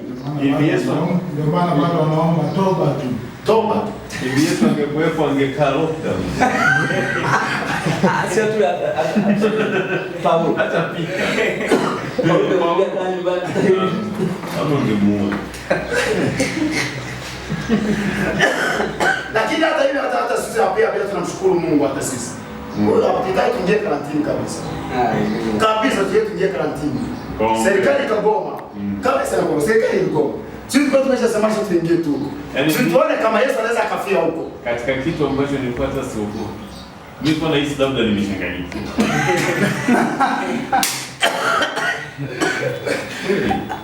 Toka asubuhi jioni promo ni COVID. Kenda BBC COVID. Afisi huko. Yaani tunaona labda mimi na matatizo sasa. Unaona sasa. Kwa hapo sio Paulo tena tu. Ni wewe hata wewe mwenyewe sasa. Kwa kama umefika point ya namna hata hiyo wazo alipo kwako, basi ndio hicho kiwango tayari. Yes. Niliongea na rafiki yangu mmoja akaniambia hata mimi siogopi. Hivi na mimi na nini? Ngoja hapa jamaa huyu hapa. Amen. Baby ni kwa nini? Yaani kichwa yani haipo kabisa. Mtandao. Sasa amekuja mafua ya nguruwe tena. Jamaa akawaambia kama mnataka kipimo halisi leteni Tanzania. Tuleta corona tumaliza. Na hayo mafua mapya leteni. Sisi teke watu wamepata ile ujasiri wa kupitiliza. Kwa hiyo kumbe shetani ndio yake umcheke. Kabisa. Ndivyo hivyo. Kabisa anaenda nje. Kabisa kabisa ni kama mwevu. Ni kama mwevu amechukua ukuna woga amechukua taulo. Alafu anaanza kukimbia nao. Unafanya? Na wewe ukitoka naye wengine wana kuna mchizi amepita. Wache na taulo nyingine. Tunachomoka na wale mtaa wote wanajua wewe. Yule na taulo ataonekana na akili timamu bila leo kulia na taulo. Huyu baba fulani, mama fulani squeeze kayo.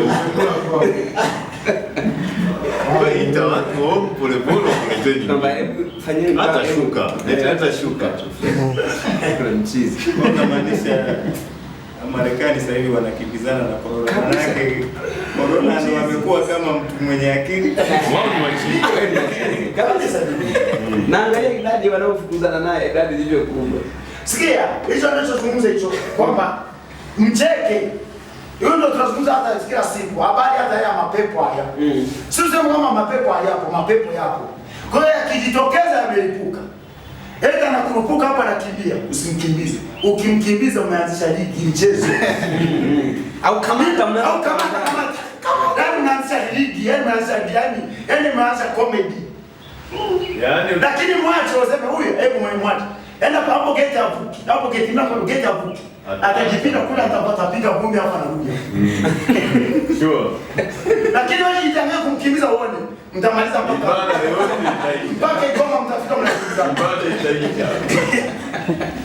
Hamna tena mafundisho hapo. Unataka kujua kanisa. Taifa linaloitwa kanisa unataka kujua wasifahamini. Wao wanaombea mtu ambaye amejidhihirisha na mapepo. Akiwa katulie. Toka. Wewe sijisubi yako. Wewe nani? Toka.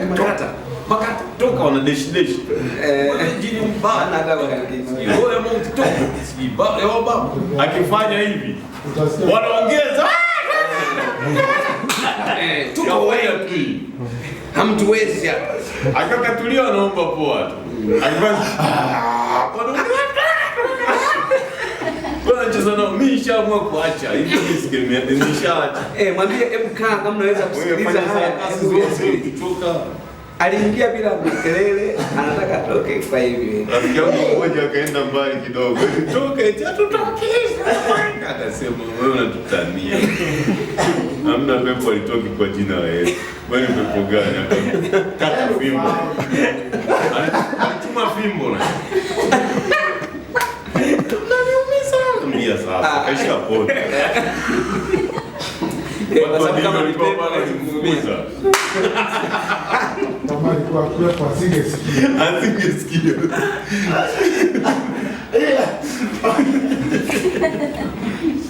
Tuchezea akili nicheze.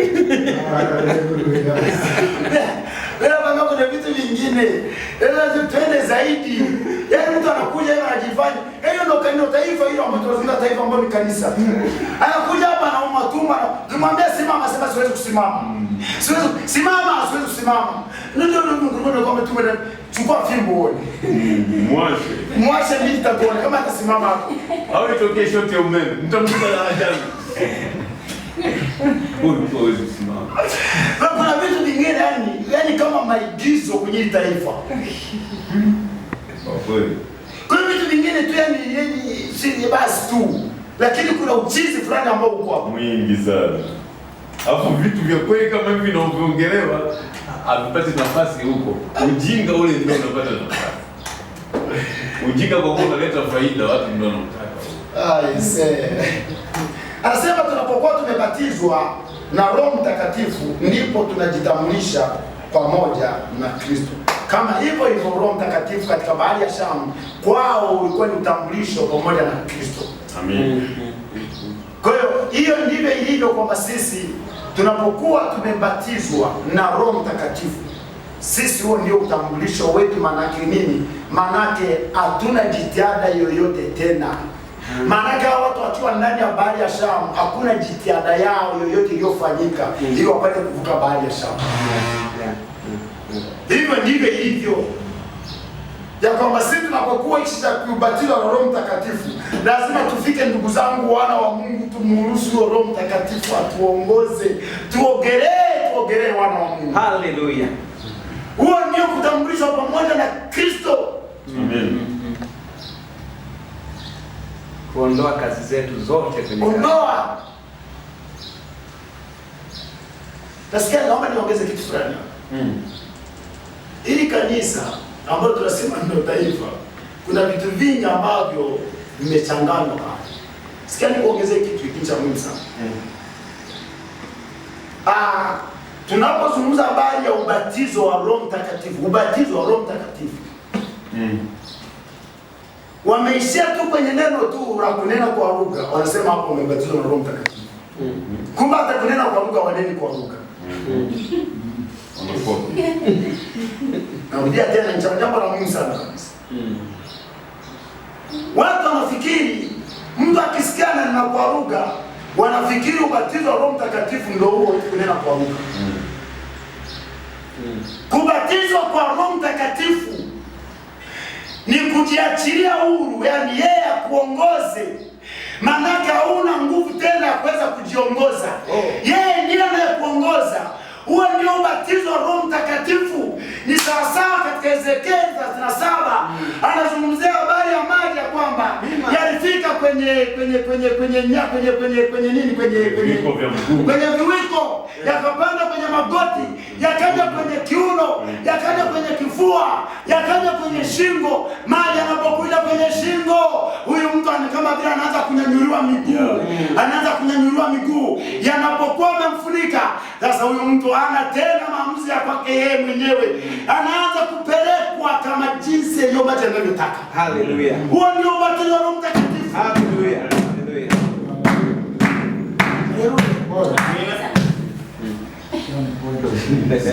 Amen. Kwa tukiishia tu eti kwamba mtu anaenda kwa lugha eti hapo tena, kuna vitu ambavyo vya ajabu sana. Sema mnatoa ubatizo wa Roho Mtakatifu. Sema Roho Mtakatifu. Haya sasa anza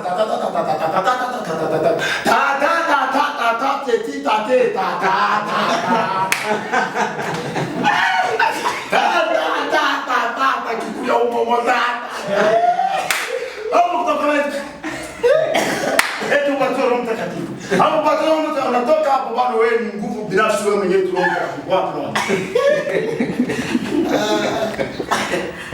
Mimi niliwahi kujaribu, wanakwambia sema Yesu Yesu Yesu kwa haraka haraka. Sasa siku moja mimi nikasema ngoja nisiseme Yesu Yesu, niseme tu kitu kingine. Au ukisema hata mti tu kwa haraka haraka, ile neno mti linakuja kukua. Sasa ubatizo gani? Mbona na mti na yenyewe unabadilika inakuwa TD.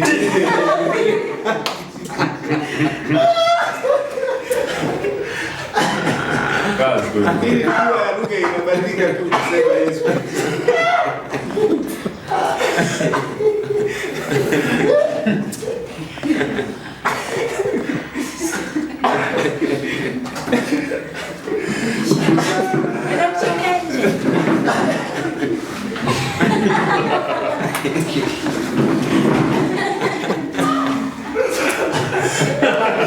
Habari njema ni furaha, habari njema ni furaha, habari njema ni amani, habari njema ni kucheka wala sio kulia. Kwa hiyo lazima maji yawe na nguvu, sio sisi tuwe na nguvu. Ili watu wamekanyaga chini, alafu wanasema. Kwa hiyo mpaka maji ya kueleze, sio wewe uwe na nguvu dhidi ya maji. Ndio maana vingi watu wanafundishwa Kabisa kabisa. na kwa mfano kama siku moja nilikuwa kwenye huduma moja, mtu akasema sasa kila mmoja aanze kunena kwa lugha. Nikasema kumbe huwa ni kama amri. Nilifikiria kuna fulani unaokuwa ndani ya mtu inaamsha ile kitu iliyopo ndani mpaka anafikia kwenye Una connect. Sasa mtu wao unaanza kuconnect wakati ukiwa huna sense. Alipoanzaka anaangalia kwenye simu, baadaye unaanza kusikia ameongea. Nikasema kuna wakati mwingine tunafanya kulingana na uwezo wa akili. Maigizo tu. Na nyingine nikaja kuona video clip moja. Ninayo mpaka leo. kijana mmoja alipokuwa mbele ya mtumishi, baada ya kuwekewa mikono, alianza kuongea lugha alafu akafika kwenye stop anamuita Lucifer, give me power. True, na hiyo video ninayo, mtu akitaka hata kesho namletea. Ni kwamba ile lugha, yale maneno yanayotamkwa yasiyojulikana ni kama lugha fulani ambayo hiyo lugha haipo katika hali fulani ya fikra za mtu. Na baada ya yule mtu kurudi kwenye ubinadamu wake wa kawaida, mtumishi yule alimuuliza, ulikuwa naongea na nani uliokuwa unamuita Lucifer? Akasema Lucifer ndio kiongozi wetu tuliokuwa naye kule akituongoza. Akasema haya maneno umejifunza hapa? Akasema haya maneno nilifundishwa na mchungaji. Aliniambia unapotaka kunena kwa lugha nena hivi. Akaanza kuyarudia. Akamwambia wewe kila siku utakapotaka kunena kwa lugha yarudie. Hata kumbe katika kurudia devil akatumia ile. Sawa, kwa hiyo akafikiria maneno kwa lugha. Ninayo hiyo video kabisa. Na maneno haya unayosikia mtu anasema ndivyo alipokuwa anaongea, lakini mwisho alikuwa anaita Lucifer. Yaani kama kwa sababu pale alikuwa anasema anaona moto ukimwasha. Sasa anaongea yale maneno, hapana mwambie ile ni lugha ambayo niliona kuongea. Lakini nilipata kanisani. Nilionyeshwa na nani? Na mchungaji. Kwa hiyo alifundishwa kutamka maneno, hakufundishwa namna ya Roho Mtakatifu anapofanya kazi ndani ya mtu. Sasa yeye akatoka na maneno kuwa vile neno lililosema. Nafikiri kunena kwa lugha ndio kuwa na Roho Mtakatifu, ambao hivi tunawatafuna watu wengi. Sio video clip, nafikiri hata siku moja naweza nikatoa ofa nikajamea hapa na screen nikawaonyesha. Yule mtumishi amemwekea mkono na yule mtu akaanza kuita vitu vya ajabu. Ni lugha ile ambao watu wengi wanaitumia. Sasa panahitaji mafundisho ili kufikia kwenye hilo. Na hapa namwambia huwezi kwenda katika hiyo lugha bila kuwa katika roho. Kwa hiyo ni vitu ambavyo tunahitaji sana kujifunza hasa kwa kipengele. Kamekuwa kama mtego fulani. Mtu asipoweza kunena kwa lugha anaambiwa hana Roho Mtakatifu. Sasa unaanza kuangalia Roho Mtakatifu anaingiaje kwa mtu na anafanyaje kazi kwa mtu. Na moja kati ya hiyo ni kwamba lazima mtu mwenyewe aongozwe na Roho. Kwa hiyo kumbe akiongozwa na Roho atafika mahali wanaita kwenye rank. Kuna kiwango anapanda. Kile kiwango ndio kinamfikisha kwenye upeo wa juu, ambapo chochote kinachokuwepo katika Roho wa Mungu anaweza kuactivate. Sasa sisi mtu tu alikuwa tu ana chati zake na simu, baadaye unaambia akishamsikia mmoja ameongea kwa Roho, watu wakuta darasa zima linaongea hivi. Je, wale wote wakifika kwenye hiyo rem? Jambo yule mtumishi kabidi aanze kutoa somo la hiyo. Sababu huyu mtu alianza kuongea yale aliyoongea. Na huyu utagunduaje hiyo tofauti? Nasema tofauti tu ya huyu tulichokuja kugundua mwisho aliita Lucifer. Hata Islamu ananena kwa lugha. Sio Islamu. Sikia. Kutana na shehe mmoja anachapa kabisa shangara. Sikia. Waganga. Sikia bosi. Mimi nimekaa Bariadi kwa Wasukuma zaidi ya miaka 10. Gamushi, sema gamushi. Yes. Ukienda kwa mganga yoyote wa kienyeji, ana ule uvuvio wake wa kipepo. Ule uvuvio wa kipepo ghafla anabadilika, sio yeye. Anaanza kuamsha ile mizimu. Ndipo anapowasema katika Isaya kama sio 8 ni Kumbukumbu la Torati 18. Anazungumza hivi, msiwaendee wale wapungao pepo. Waliao kama milio ya ndege. Sasa wale ambao unaweza shangaa yani mlikuwa mnaongea, lakini akianza kupiga yale mavibuyu yake, vibuyu vikamchanganya akili. Sasa ghafla sana kweli wewe Imekaa damu. Analia kama tukulima. sasa yule dada anena kwa lugha. ni lugha yake. Lugha yake anena kwa lugha. Kwa roho zake chafu hizo. Sasa hiyo ndio watu wanaingiza tu kwa watu na mwingine ndio mazingira namna hiyo. Lakini kisubiri hiyo ni sehemu muhimu kabisa. Sehemu. So hapa lazima tu distinguish ile kunena kwa lugha katika uvuvio wa roho inakuwa kwaje na kunena kwa lugha ambayo sio katika roho inakuwaje kwa faida ya mwili. Waweza kwa simu. Naomba niingize kitu hiki cha mwanzo hapo ni kuhusu vitu vingine. Nafikiri ndio hiyo tunajadiliana nao.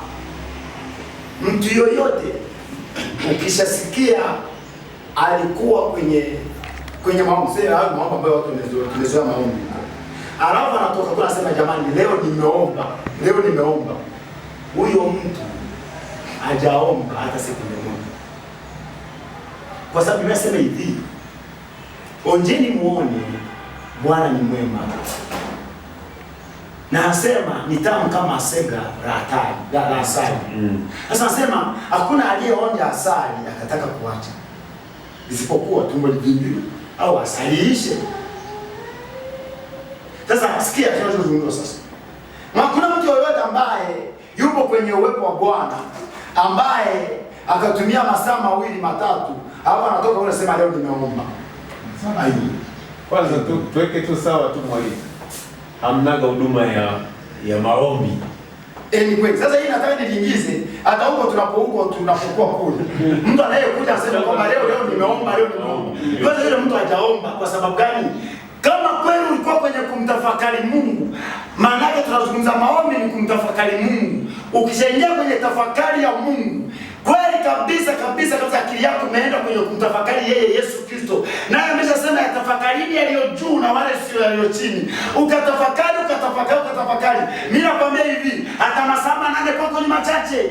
Hata masaa 28 kwako ni machache. Siku moja nzima kwako ni chache. Miezi 2 kwako ni chache.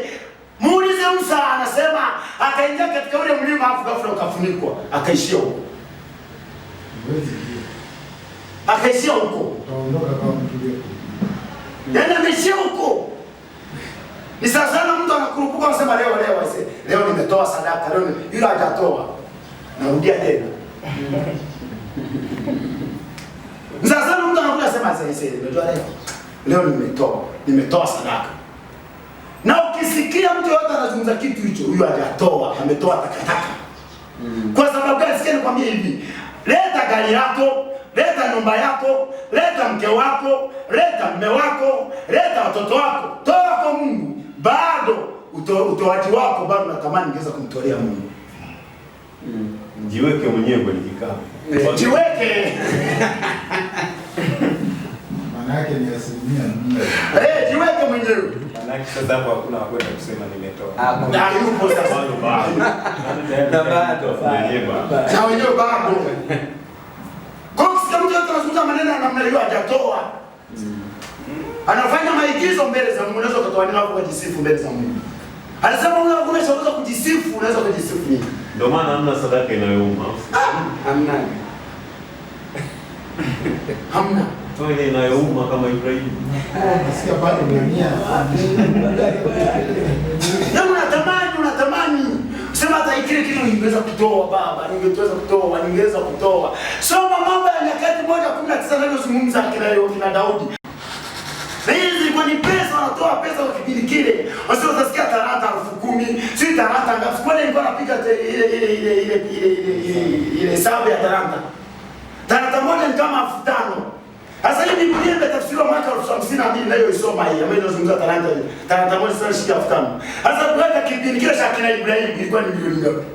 Ambapo mwaka 52 wazee wetu shilingi moja kwa wewe matumizi.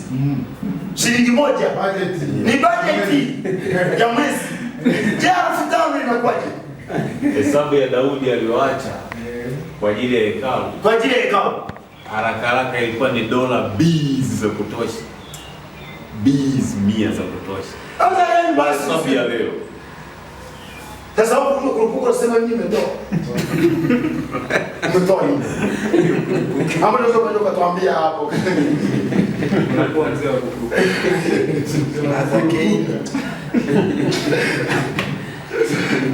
Sasa hivi vya muhimu wana wa Mungu. Kwamba tunapofika muda mwetu tunapomshukuru Mungu kwa vile ambavyo ametubariki. Au unasema yote unaweza kusema kwamba mimi nimetoa. Unatamani hata muda mwingine kama una account kwa kokoto ukaleta ukaweka hapo muda mwingine. Natamani tusome Warumi 11:35. Inasema Warumi 11:35. Nisome. Nasema au ni nani aliyempa yeye kitu kwanza naye atalipwa tena? Kwa kuwa vitu vyote vyatoka kwake, viko kwa uweza wake, tena vinarejea kwake, utukufu na yeye milele na milele. Amen. Nani aliyempa? Nani? Kwa hivyo ni vipengele ambavyo sisi kama taifa ambalo tumekirimiwa kupata huo ufahamu. Ni vitu vya muhimu wana wa Mungu kabisa. Na hao ndivyo walivyofanya. Biblia inatuambia kwamba tumejengwa juu ya msingi ya mitume na manabii. Na Kristo ndiye jiwe kuu la pembeni. Yeye mwanaume aliyetoa mpaka akatoa mwili wake. Alikosa cha kutoa. Toa mwili. Maisha kwa sifa. Anaona maneno ya namna hii. Sijasema zile akaunti zote zivunwe zilete, lakini kiwezekana wewe leta au bado sisema nitoe nini au unasha kutoa kwa baba. Maisha kwa sifa. Kwa hiyo ndugu zangu, ni maneno ya namna hiyo.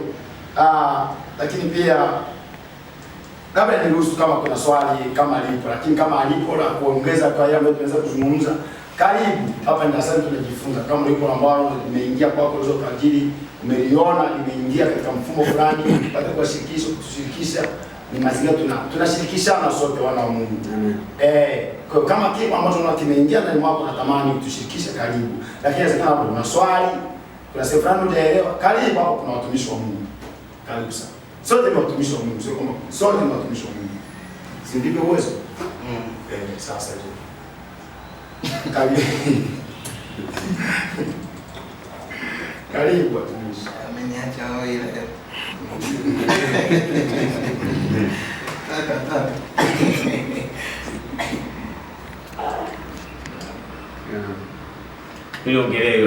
Niliongelea ile ya kunena kwa lugha. Ya kunena kwa lugha. Sasa maliza kwa sifa. Amen. Kuna mambo mawili hapo. Jambo la kwanza, kuna watu hapo wanachanganya habari ya ujazo wa Roho Mtakatifu na habari ya ubatizo wa Roho Mtakatifu. Ni vitu viwili tofauti. Ujazo wa Roho Mtakatifu ni pale tu mtu anapokuwa amemwamini Yesu Kristo. Biblia inasema hivi, anakuja ndani mwetu. Anajaa ndani mwetu. Kwa hiyo tunapokuwa tumekuja habari ya ubatizo wa Roho Mtakatifu, ubatizo wa Roho Mtakatifu ni hivi tunavyoendelea kufundishana neno la Mungu, kadiri tunavyoendelea kutafakari neno la Mungu linakuingiza katika viwango vya kumtafakarisha, kujitafakarisha juu ya Kristo. Huo ndio ujazo wa Roho Mtakatifu. Manake anasema yeye atakapokuja ndiye atakayebatiza kwa Roho na kwa moto. Nini maana moto? Manake moto ni neno la Kristo linapoingia kwenye fikra na kwenye mawazo ambayo ni elimu mbovu, ile inachomwa na nini? Inachomwa na moto ambao ni neno la Kristo, ambayo inaingia kwenye mfumo wa ufahamu wa mwanadamu. Kwa hiyo zile takataka zote zinaondoka, anaanza kuingiza ile elimu ya Kristo. Ile elimu ya Kristo, huo ndio ubatizo wa Roho Mtakatifu.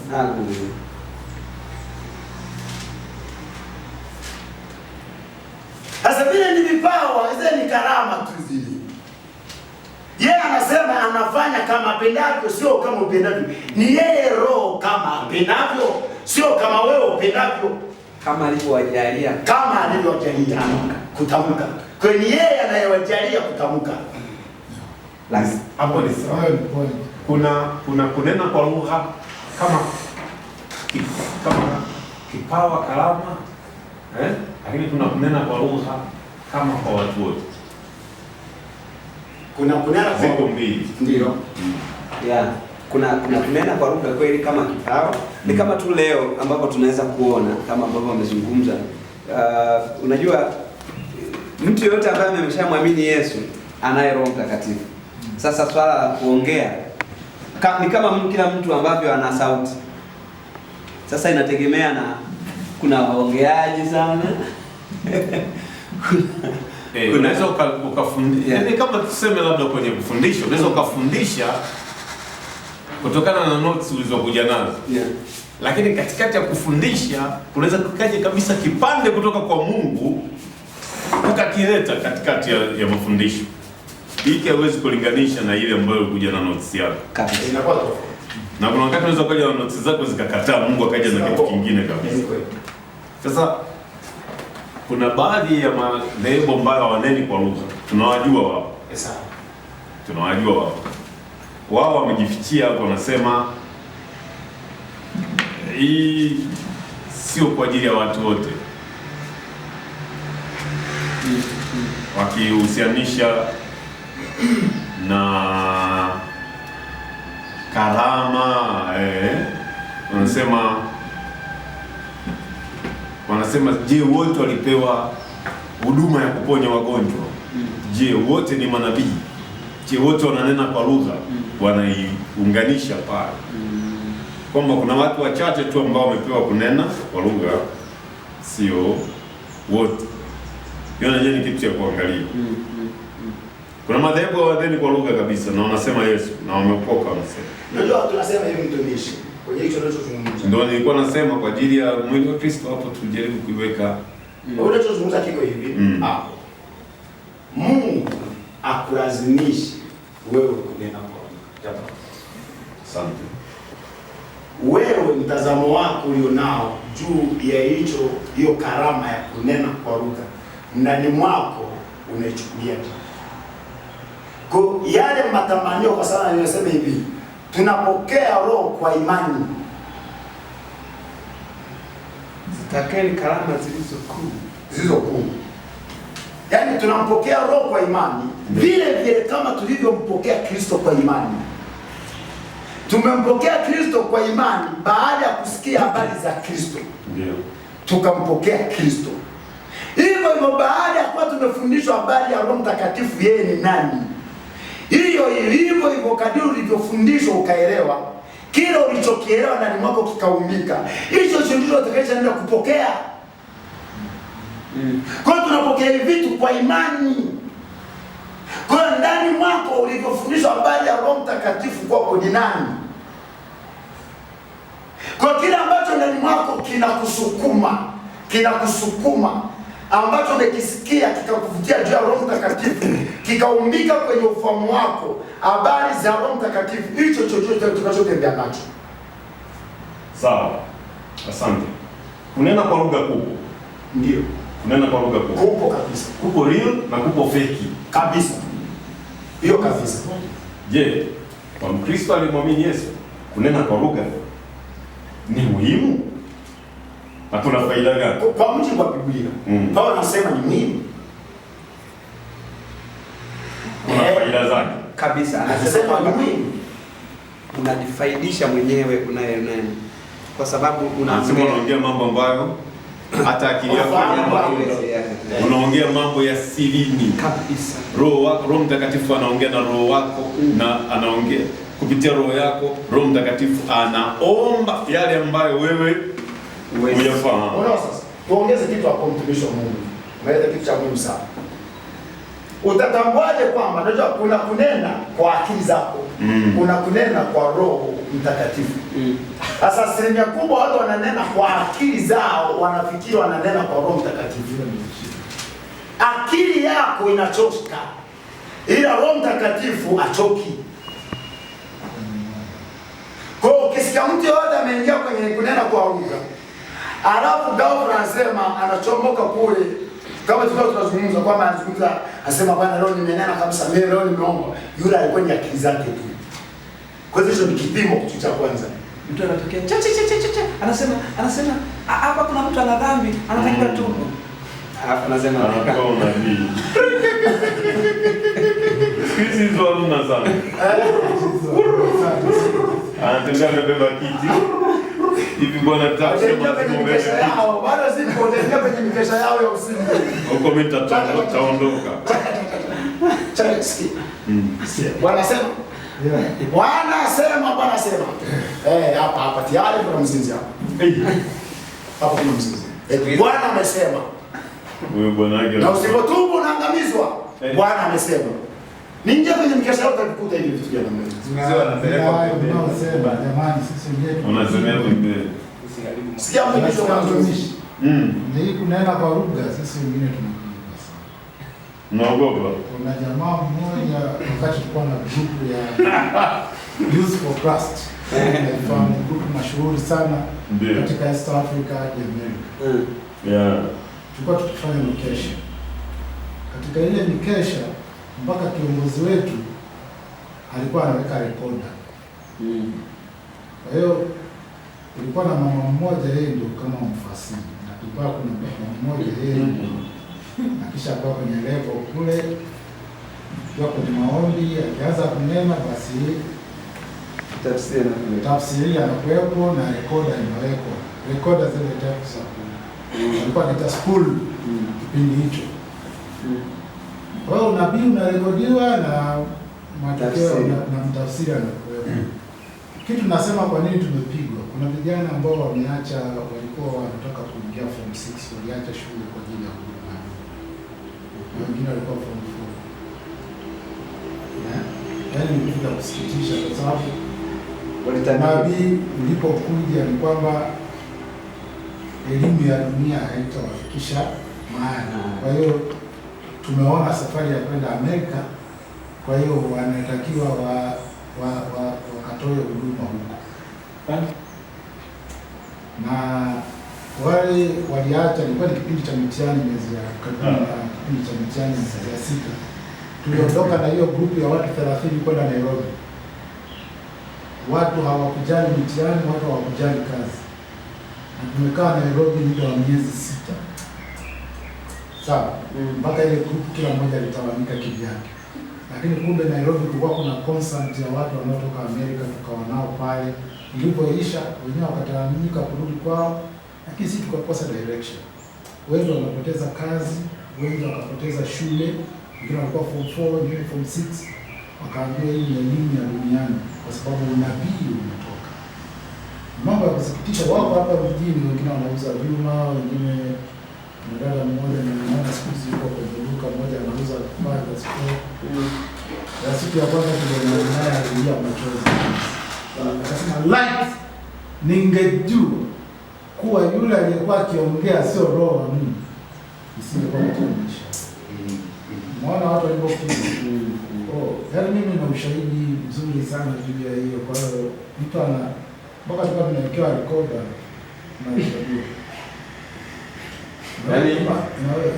Kwa hiyo kama tulikuwa tunatapeliwa ili tuweze kukaa kwenye group, tusifikirie kazi zetu, tusifikirie kazi zetu, tusifikirie maisha yetu.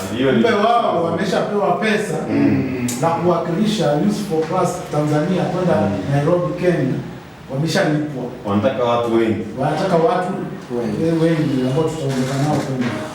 Tuliondoka watu 30 ni watu wengi sana. Ni watu wengi sana.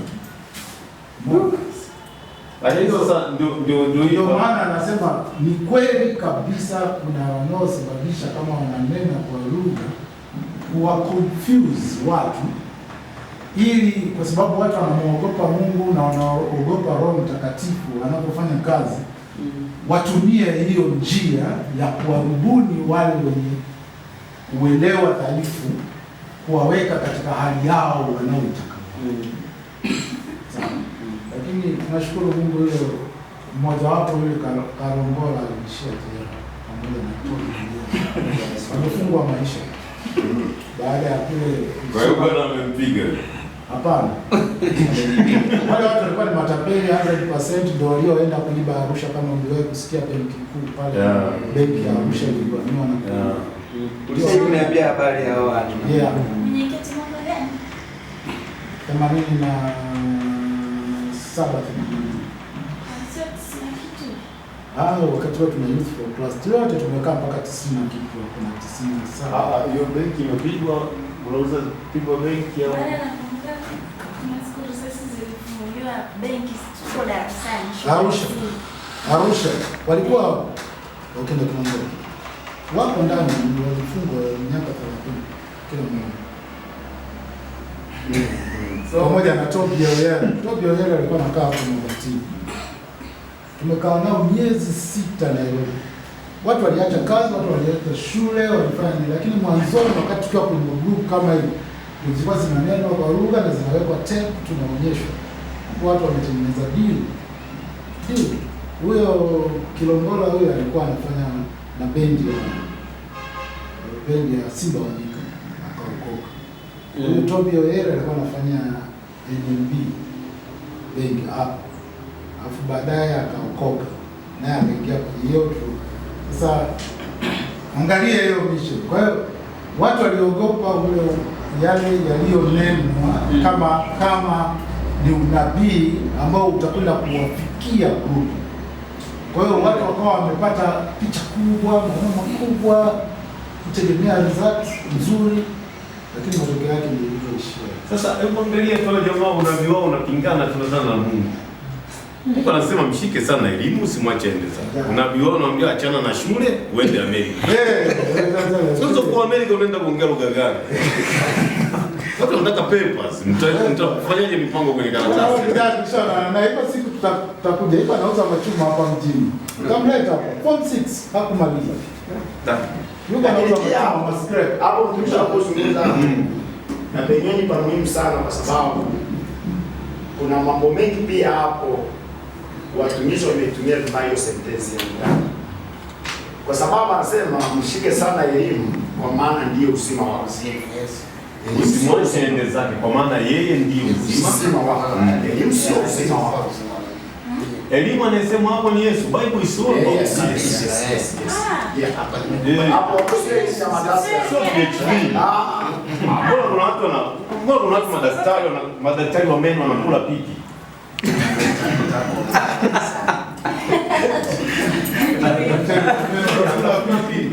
Daktari masaji walebo pombe ya hapo maana unashuka chini anakuta na sigara mistari chini ile utaelewa vizuri. Amesomea mambo ya mahusiano na na watu. Wametumia watu wengi watumishi wametumia sentensi katika kufanya mfumo. Si ndio andiko linaua roho na maisha. Kwa hiyo tunachinja kabisa. Ukiwa na andiko wewe chizi. Ndio kama ile usimwache mwanamke mchawi Aishi, unaweza kutafuta mzee kule ambaye anapikia kuni na muua. Kimega wachawi wafe. Mchawi ni torati. Jina kwa jina unaweza. Kwa hiyo hatuwezi kuacha kufanya kitu real kwa sababu kuna fake. Ukiniletea mimi 10,000 fake sitaichukua kabisa. Ukiniletea 10,000 real nitaichukua mapema kwa upe. Yes. Ndio hicho alichokuwa anazungumza hapo kwamba yani kwamba sasa watu wanaangamizwa kwa sababu wamekosa ufahamu mzuri. Kwa sababu anasema maandiko yanazungumza ukisoma kwenye Methali 13:15 kwamba ufahamu mwema huleta upendeleo. Yeah. So unajua kwa mfano tukana nazungumza kitu kimoja, mwanadamu huu ambao unapaswa ili watu wengi waondolewe katika hali ya athari mbaya ambazo wanaangamizwa bila kujitambua. Amina. Naomba niseme ya mwisho. Nijitahidi ninyamaze. Kuna watu kwa Biblia tumeona kuna kina Apollo, kulikuwa kuna Apollo ambaye alikuwa na wafuasi kweli kweli na alikuwa na maneno mengi kabisa. Lakini kulikuwa kuna Kefa ambaye pia alikuwa na ubidi na alikuwa na heshima kabisa. Lakini pia kuna Paulo. Bwana anasema Apollo ni wenu, Kefa ni wenu, Paulo ni wenu. Akaenda mbele zaidi akasema uzima na mauti vyote ni nani? Ni vyenu. Kwa sasa nikichukulia mfano wa Injili na ufundisho, yani neno la Mungu linalofundishwa, neno la kweli linalofundishwa. Tukija kwenye stay free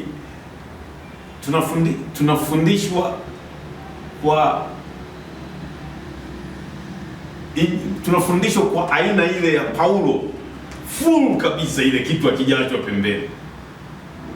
Lakini kuna wengine wanafundishwa kwa aina ya, hata ukiangalia kwenye FB utakuta kuna vichaa wengi sana. Kina Kefa. Kuna style ya kina Kefa ambao nakupeleka lakini anamchukua na torati kidogo na kuchomekea. Yaani maana yake amekutengenezea pilau nzuri kweli, akachukua na dawa ya panya akarusha akadondosha sumu. Lakini kuna Apollo ana maneno mengi, anakwenda na anakusanya wingu, lakini kumbe hajui hata anachokisema. Hiyo yote ipo leo. Then kwenye FB utachoka. Mtu ana PhD, sa doctor, philosophy. Lakini anaongea, yani ukiangalia Lolongolo anaongea vitu vya kichwani kabisa. Anachukua andiko analikunja, analibaka, analilazimisha liingie.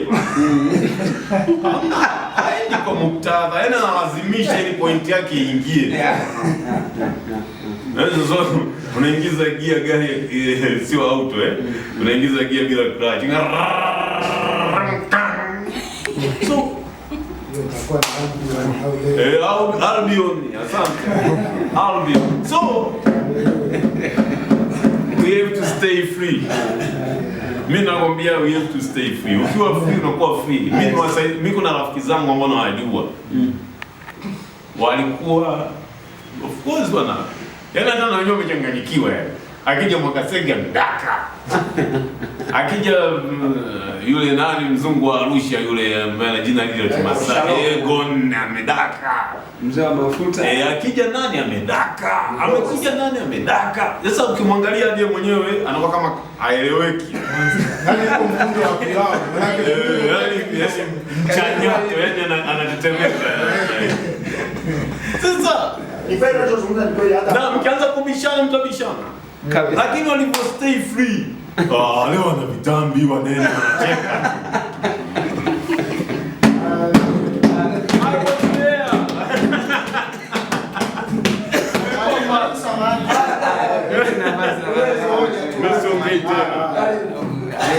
Kwanza nashukuru sana kuwepo kwenye darasa pia. Inanisaidia vitu vingi sana. Japo hata sijasoma elimu ya dunia. Lakini walimu wengine wanaosomea sio nini doctor sio nini. Sasa hivi hawezi kunidanganya kwa chochote kile. Akiongea ujinga tu mimi naelewa huyu anaongea ujinga. Lakini sasa nimeokoka mwalimu. Kama nimeokoka hili somo hili sijawahi kabisa. Na mimi tukienda kwenye mkesha hii kwa nashangaa hata wenzangu kabisa, mimi na kazi zangu tu hivi. Nakuta huyu hapa. Sasa ulipokuwa unaongea hapo ndio maana umesikia mimi nimecheka sana. Sijawahi kufundishwa kabisa. Niombe tu sana mwalimu. Napopata kwenye somo lingine hapo kidogo mnatuingiza kidogo hapo ili tuwe tunapata kidogo hapa tunapata kidogo. Hata katika masomo ya kuomba tunaombaje gani tuwe tunapata kidogo kwa sababu huko tulikotoka huko tulikuwa naingiza ajabu. Sasa unakuta usiku mtu unachachamaa unavunja unavunja. Sasa tumekuja huko angalau tuwe tunapata kidogo mwalimu kidogo. Unaona hata hapo ulipogusia kwenye ile ile mesali pale kwamba mshike sana elimu hapo pia hapo sababu kule nyumbani tulikuwa tunapewa nafasi tunafundishwa kuhubiri unaanza kusimama pia. Lakini mimi kwa neema ya Mungu nimesimama tofauti na wengine sana. Kwa sababu wewe unakuta mchungaji anasema njoo tuombee, Biblia inasema hivi. Nikaongea kabisa hapo. Ulivyoongea hapo, yani mimi nikasema kumbe mimi neema ilikuwa inanitembelea.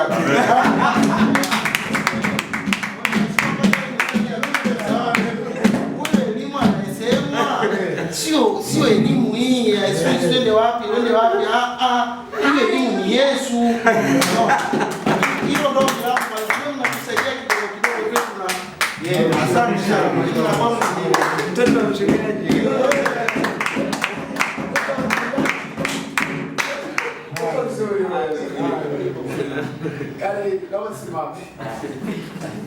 Basi hebu mwambie Yesu asante kila wakati tunatamani